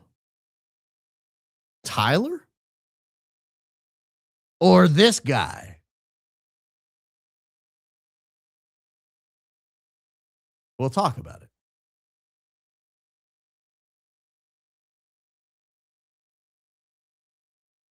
I think it would be compelling, especially if you find out he walks with a limp. I vaguely remember EK saying in an interview she wears Charlie's ring. Yeah, but I think he had multiple what he called wedding rings. EK vid in car, gifted necklace, first year anniversary. And let me say this. Charlie was 6'5". I know she has a big knuckle ratio, top to bottom knuckle ratio, but could she wear his ring? I mean, it probably fit. Well, it may not fit on her wrist, but it probably fit on a lot of women's wrists. EK vid in car, gifted necklace, first year anniversary. Oh, well, okay, so that answers the necklace. What about the St. Michael's medal? That's the one that's got me all weirded out. 2 girls interviewed at UVU also said they saw him shot in the chest. That's interesting. We need to track down that video. Shape of the cross was cylindrical. Think 2 rods crossing each other. Can email you info. I'd like to see that because the cross I saw was not cylindrical. My horse just had her baby. Both mom and dad are white. Baby's black. Genes are a strange thing. Never know.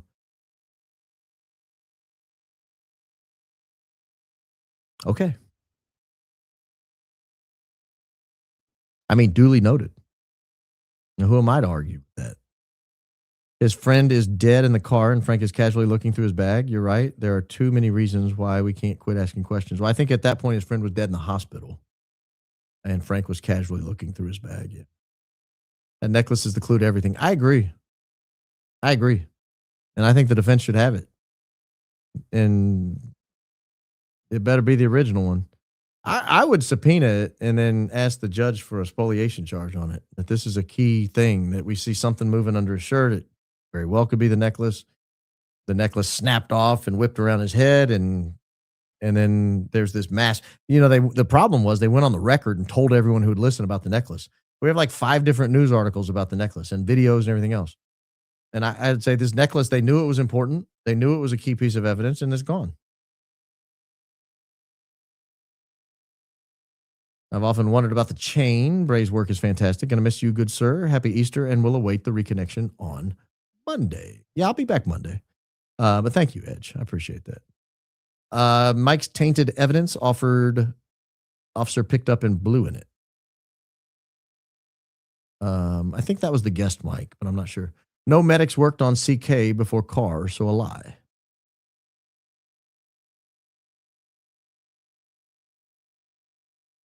Oh, you're saying because then no one ripped him off. I got you. Necklace, window, hand, casket, set the evidence. Yes. Video by Ian, Mike Pro, explained how a copper alloy projects during Big Bang to appear like a bullet fragment. Duly noted. Thank you.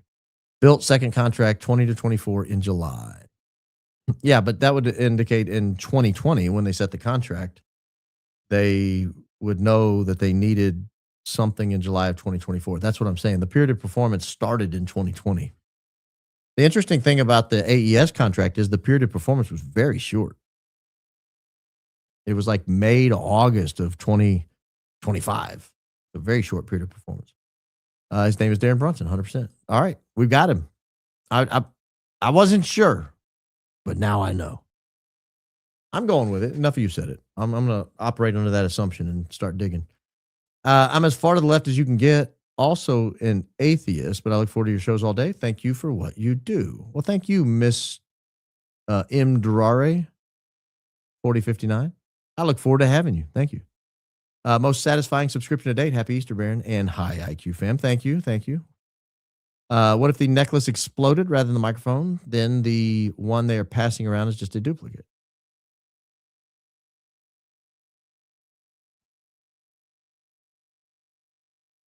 That's correct. Yeah, that's correct. That's an option and that I was exploring.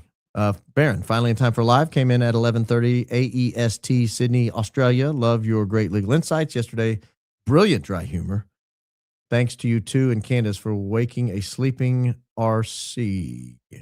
Roman Catholic, Good Friday in Australia. Crisis King indeed. And welcome to the woken side. Please drink some more water. Just saying. Oh. You're driving faster, so slow down.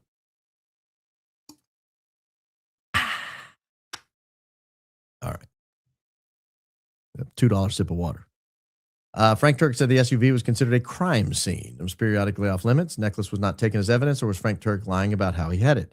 I've wondered that. And I've wondered if him saying that, I didn't mention that tonight, but I've wondered if him saying that was to absolve the necklace from any sins. Not an old man. There's a high IQ baby boomer. Oh, I'm young. On Trigger Smart, John Bray said the extreme force of shaped charge detonation outside the body would do immense internal damage and cause unaliving. I believe he said that. Doesn't EK currently wear his ring? Thought she said that during the Barry Weiss interview or when she was getting called out for the gaudy jewelry. I've not seen her wear that signet ring, but if someone has a video of it or an image, I'd love to see it. You prove your own point. Palm pistol missed chest shot to neck. Oh, I see what you did there. I'd like to see him hit anything with it that fast. It wasn't a palm pistol. Can we stop with the palm pistol? But thank you, Just Jessica. Requested access to Nearmap. Never heard back from them. Guess I'm too poor. If I had access, I could probably help a lot more. Empty nester with plenty of free time. Well, email them back. I think it costs money, though. It's not cheap.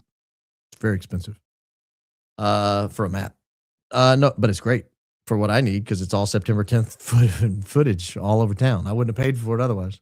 Not that you shouldn't. I'm not dogging them. I just it has I think it has a specific purpose with like roofers or something. That's why they need so much up-to-date footage constantly and such high quality. No palm pistol. Sorry, designator was for a guided round sent elsewhere. Exacto, an acronym of something, sniper rifle firing smart bullets being developed for DARPA. Palm pistol is ridiculous. Are you telling me you can fire around at 2,800 feet per second and guide it? That's crazy. Hear me out. EK had a necklace last before him, had to have it and display it after it was her trophy. I'm hearing you out. Sad, but can definitely compel court to exhume CK for more evidence of bullet or cause death. Do we know if he's buried? Do we know where he is? Could that be why we don't know? How can a court order an exhumation of a body? We don't know where it is. And I'm the one sober in rural Ireland. 19 years. Christ is king. Christ is king indeed, friendly fire. So there is at least one person. We found one, ladies and gentlemen. We have found exactly, precisely, and only one. Did you see the designs? I sent an email for merch. I'm pretty proud of the crow one. I don't know. Honestly, I'll have to go back and look. We have a folder with all the merch designs that people sent. I will say this: there were like 100 people who sent merch designs. So that's why I'm not being like dismissive. I'm just saying there were so many. When someone says I sent one, I'm like, well, yeah, I probably. But there's a whole bunch of people sent designs. Have you seen the news coverage showing after shooting is security leaving then coming back to campus? Yes, I've seen some. I don't know if I've seen the one you're talking about.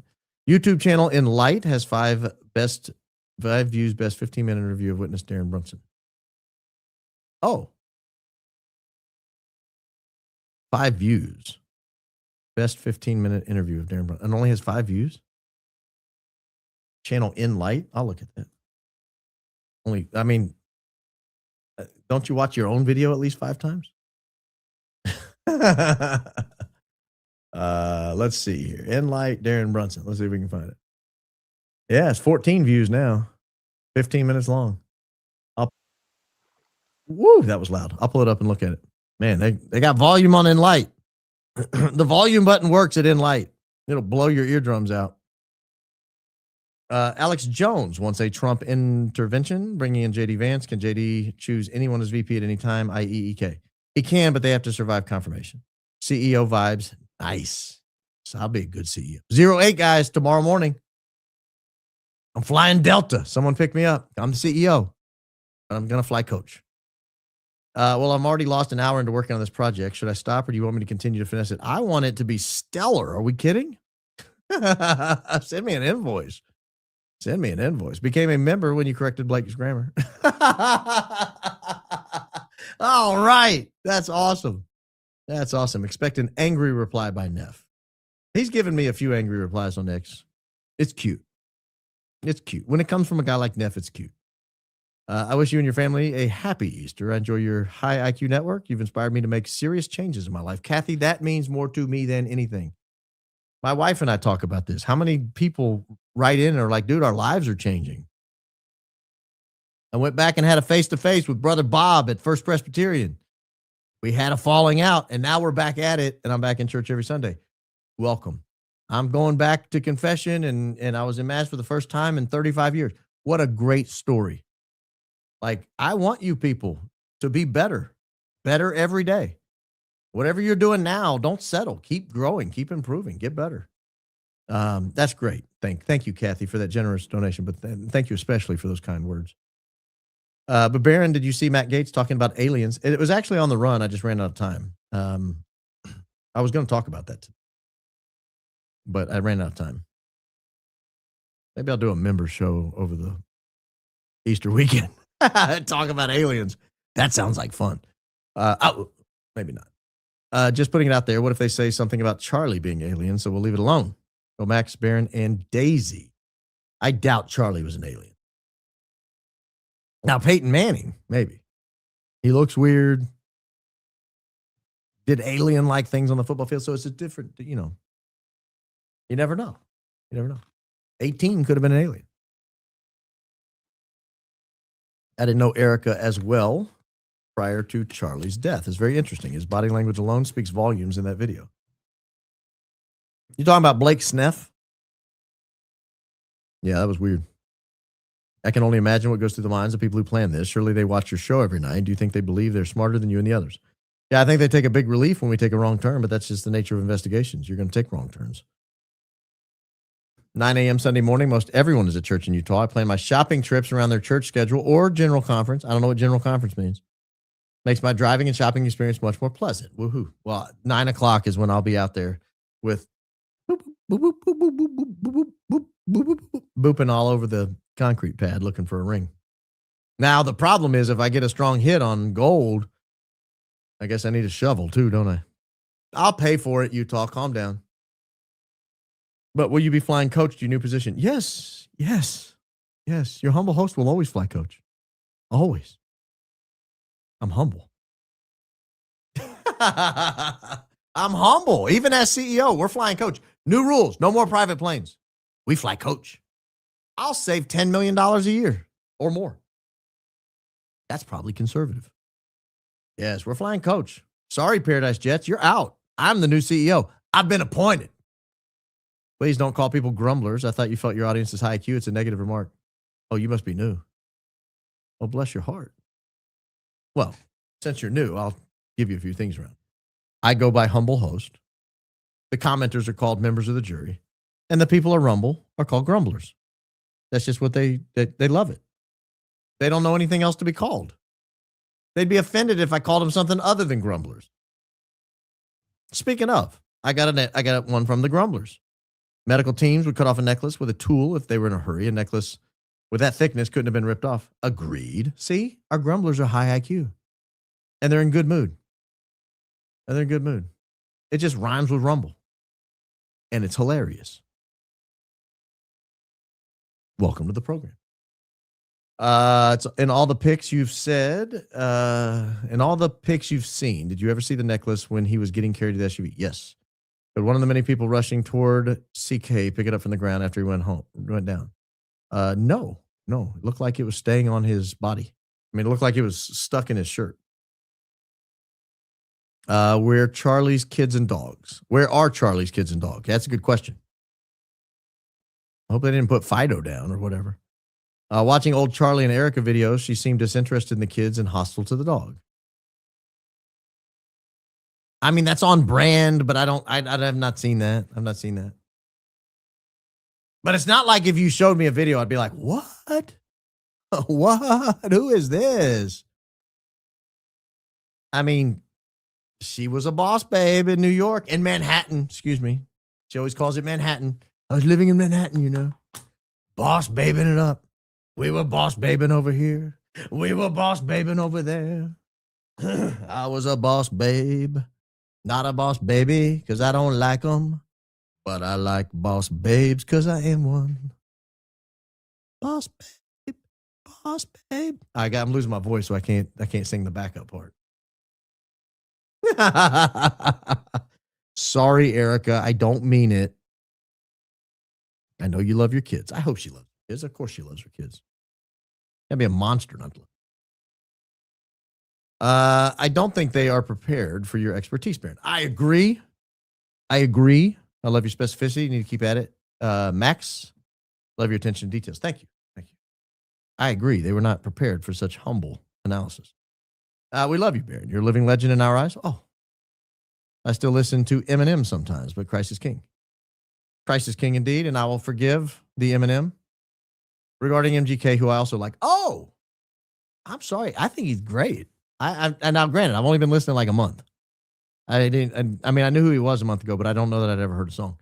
But my daughter goes to the concert, and I was like, how was it, honey? She was like, it was amazing. She goes, I love the guy now. She goes, I was kind of, not that she wasn't looking forward to going. She was going with her friends, and you always look forward to hanging out with your friends.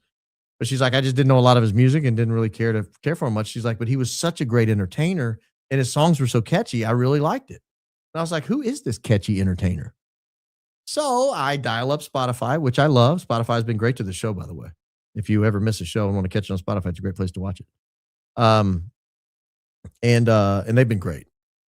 Great partners of the program. But so I went over to Spotify and I just pulled up like his top 5 songs and listened to all of them. And I was like, those were great. What else has he got? And I went like 20 deep and I kept going. I kept loving it.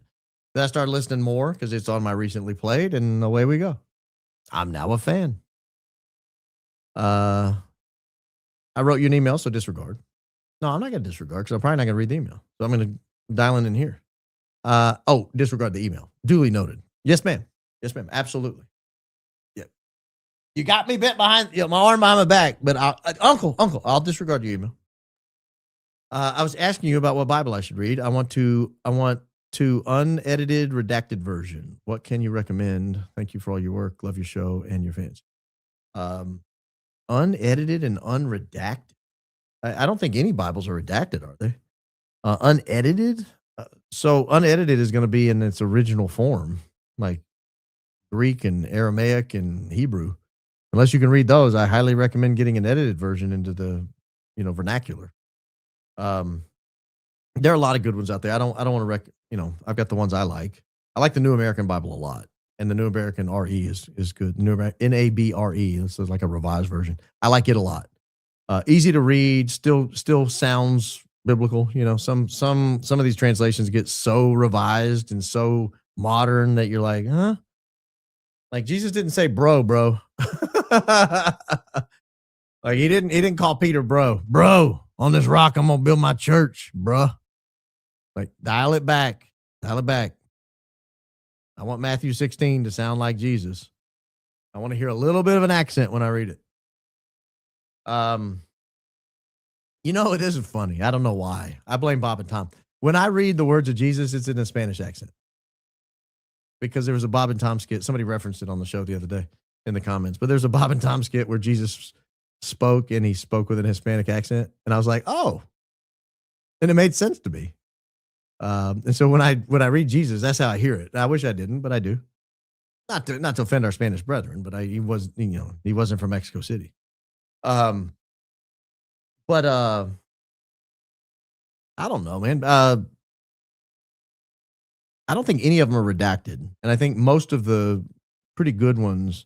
Here's what I would do. I figure out. Do you have a denomination? I was asking you about Bible. I would go with like the common one used by your denomination more than trying to find the most accurate or whatever.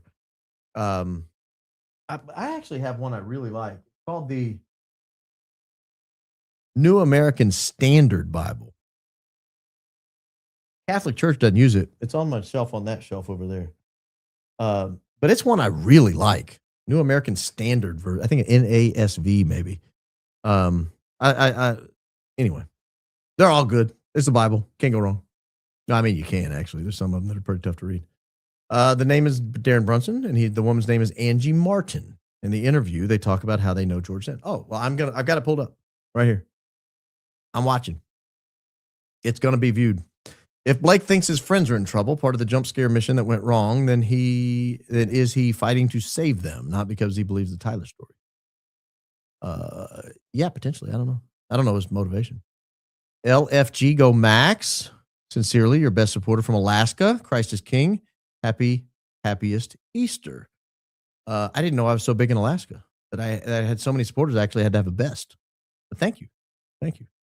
I've been to Alaska. It's cold. Cold. No doubt about it. Great state, but beautiful state. Very cold. Possible EK pick fight with CK after he took off jewelry for night, then kicked him out to Gigi's bedroom out to alter necklace. He probably took off nightly. Anything's possible. Just showing support. Tulsa listener here too. Keep on keeping on, brother. I had no idea Oklahoma was so represented in the comments. Amazing. There's a video from closer angle that shows Blake Neff with necklace. It swings in his hand. No, that's a Charger. Okay, I know what you guys are talking about. When he got out of the SUV initially, there's a close-up video of him getting out of the SUV, and you can see him like actually kind of weirdly. It's like I would do with my left, like me trying to throw a softball with my left hand. It doesn't look very manly. He's closing the SUV in a pretty non-manly way, actually. But he is holding a phone charger. And if you see something in his hand swinging, I bet it's the phone charger. But I'll look. The St. Michael's medal was apparently brought by Erika in response to conveniently published Jezebel witch's curse. Oh, was it that new? Was it like in the last couple of days before? Because if so, we got a new problem on our hands, ladies and gentlemen. I was under the impression this was like a year or two old, and they would have to switch it out at the last second. If that was added in the last couple of days, ding, ding, ding, ding, ding, ding, ding, ding, ding, red flag, danger, Will Robinson, danger, Will Robinson. We got a problem on our hands. We got to solve this. I need to look into that. Clip that. Don't clip Mr. AI. Don't clip me doing my arms. Just clip the comment, would you? Leave me out of it. I don't need to see me doing danger, Will Robinson. Just the comment, please, Mr. AI. My grandma grew up in Mormon colonies in Chihuahua for a few years before moving to U.S., and I have many polygamous family members. Weird hearing colonies and FLDS mentioned on podcasts. I wasn't aware that Chihuahua had such a polygamy issue. Would CO have info about the necklace and ring? Not about the ring. I've asked her. I could ask her about the necklace. First timer here. Quick question. Why is CK still listed on the website under board of directors and staff as if he's active? Just curious. The same reason they have his name on the Charlie Kirk show and still tweet from his account. It's creepy. It's weird. These are creepy and weird people. I know adults who can't read or who have gotten away with more than this crew of guppies. They can't keep their stories straight to save their life. Just because you can't read doesn't mean you're not smart. I mean, most of the world couldn't read until the last couple hundred years, and there were some brilliant people. Read Thomas Jefferson's writings. He can't spell a word. He spelled Europe, U-R-O-P. No one's going to doubt Tommy. Oh, Tommy could write. He was brilliant, but he couldn't spell. He couldn't spell a lick. We have a service dog for the Med Alert and mobility. Dogs can smell 1 drop of lemon juice in an Olympic-sized pool. They're even more accurate than PET scans for many cancers. No way dogs missed it. Happy Easter. That's how people in Boston say Easter. He must be from Boston. Andy, are you from Boston? Happy Easter. Well, happy Easter to you and Southie. I thought I saw someone say Charlie's necklace broke in car on way to event and they had to help him put it back on. I have not seen that. I'll look for it. EK said on CK's show that she hates the word boss babe. She just called herself at the New York Times book interview. Yeah. I found a video where he self-identifies as Darren Brunson. YouTube UVU Darren Brunson. Thank you. I think I got him. First time my YouTube cut out during the live. 4 times so far. Never even once before. Really? Blanche, also head of Library of Congress, can hide docs. I think that's disputed. I think they have somebody there that's like trying to elbow him out. Hey, Baron, found another interview with Shot in the Heart guy. It's Darren Brunson, and I can email you the link. I don't think you need to. I think I'm on it. I'm on a channel with 3 subscribers, and this interview's been seen 14 times. I will be the 15th when I play it. That doesn't make sense. Medics didn't remove it because it was in the vehicle. Frank found it when he went to fetch his belongings and said the FBI was looking for it. Well, that's Frank's thing, but Frank is, in my opinion, a dishonest person. So who knows what really happened? In the show with AI video, I just texted you.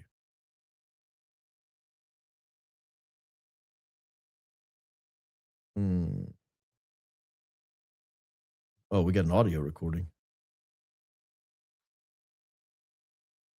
Hold on.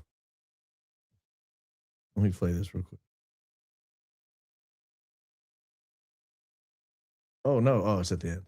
I appoint Candace Owens as CEO of Turning Point USA. That's pretty good. That's pretty good. Pretty good. There's a video. I hereby appoint Candace Owens and Baron Coleman to take over my legacy. TPUSA has lied too much for my liking. Thank you, Candace and Baron, for all the hard work. Yes.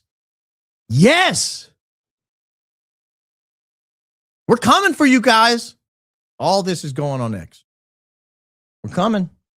Coming. Thank you. 08 tomorrow, boys. Flying in Delta. Coach.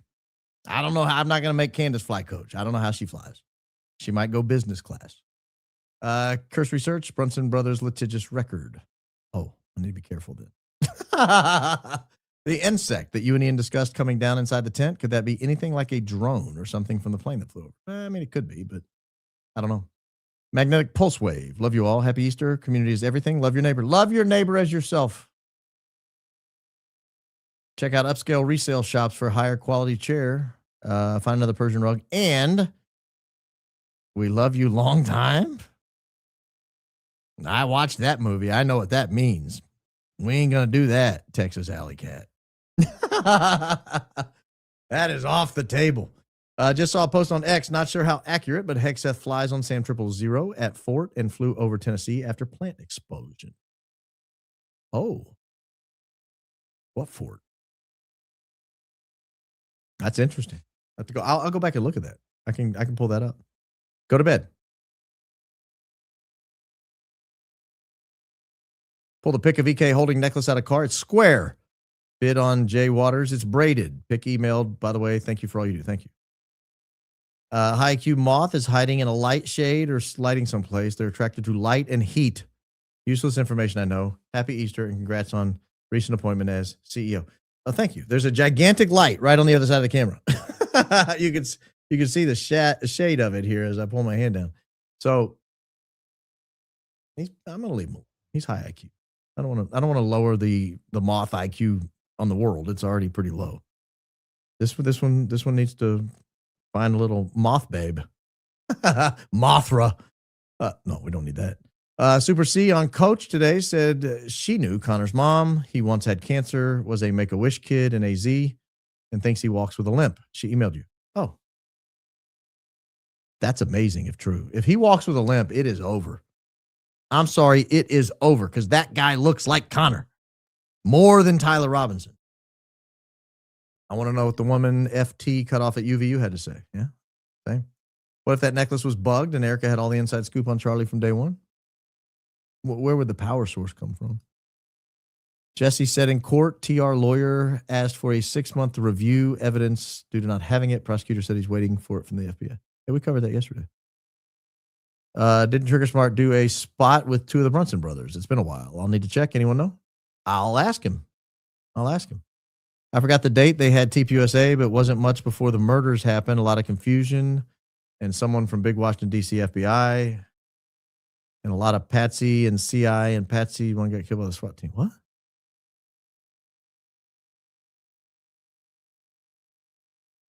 I don't know what all that means. I'm still on the exploding mic pack as the most viable theory, but maybe EK had the necklace bugged to spy on CK. Again, to have a bug, you got to have a power source. I mean, I guess it could have a little bitty battery in there, but then she'd have to get the audio off of. I don't know how that would work.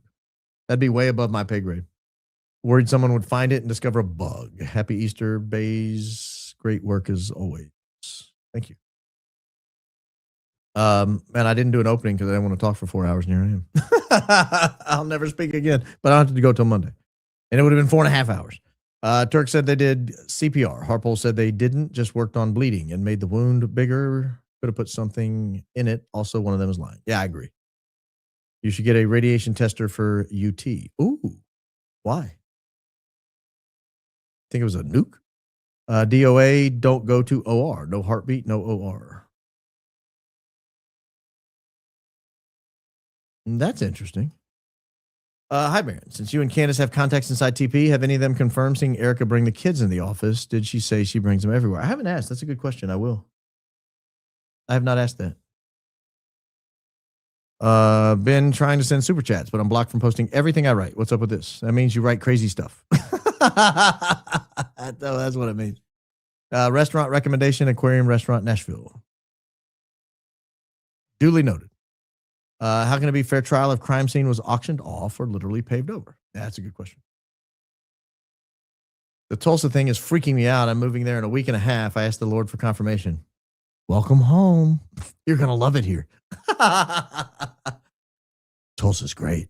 Great show tonight, Baron. One of your best, in my opinion. I think some of the earliest questions and observations are worth revisiting, necklace included. Any chance CK death was unintended outcome of a planned event? There's a chance, sure. Happy Easter, everyone. As always, great investigative journalism. Thank you. Baron, I just watched the shot again straight on. His shirt goes up at heart before neck starts bleeding. That's correct. That's correct. I can't show it on YouTube.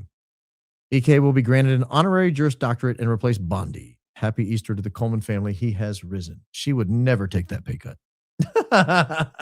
Never take that pay cut. Absolutely never. Get an Ethiopian Bible. Baron, question. Remember December, they said was a frangible bullet, so there's no bullet fragment because it was frangible. Jesse on Fire had to buy 1945 bullets that were frangible, so it was frangible, then how's there a bullet? Yeah, I don't know. What are your thoughts on Real Jesse on Fire's theory? I don't agree with it. I like Jesse a lot, but I don't agree with his theory.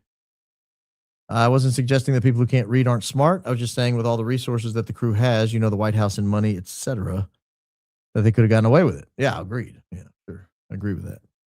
Your other biggest fan from Alaska. Oh, I got two. The capital of Juneau. Well, you may be a bigger fan. You live in the big city. That other person might live in rural Alaska. The show just keeps getting better and better. Love how engaged, comfortable you make this environment. Like you're talking directly one-on-one. Bravo, Zulu. Well, thank you so much, Shannon, to Alaska. I genuinely appreciate that. Guys, the time is nigh. Don't forget to hit the like button on your way out if you've not already. Hit the subscribe if you haven't.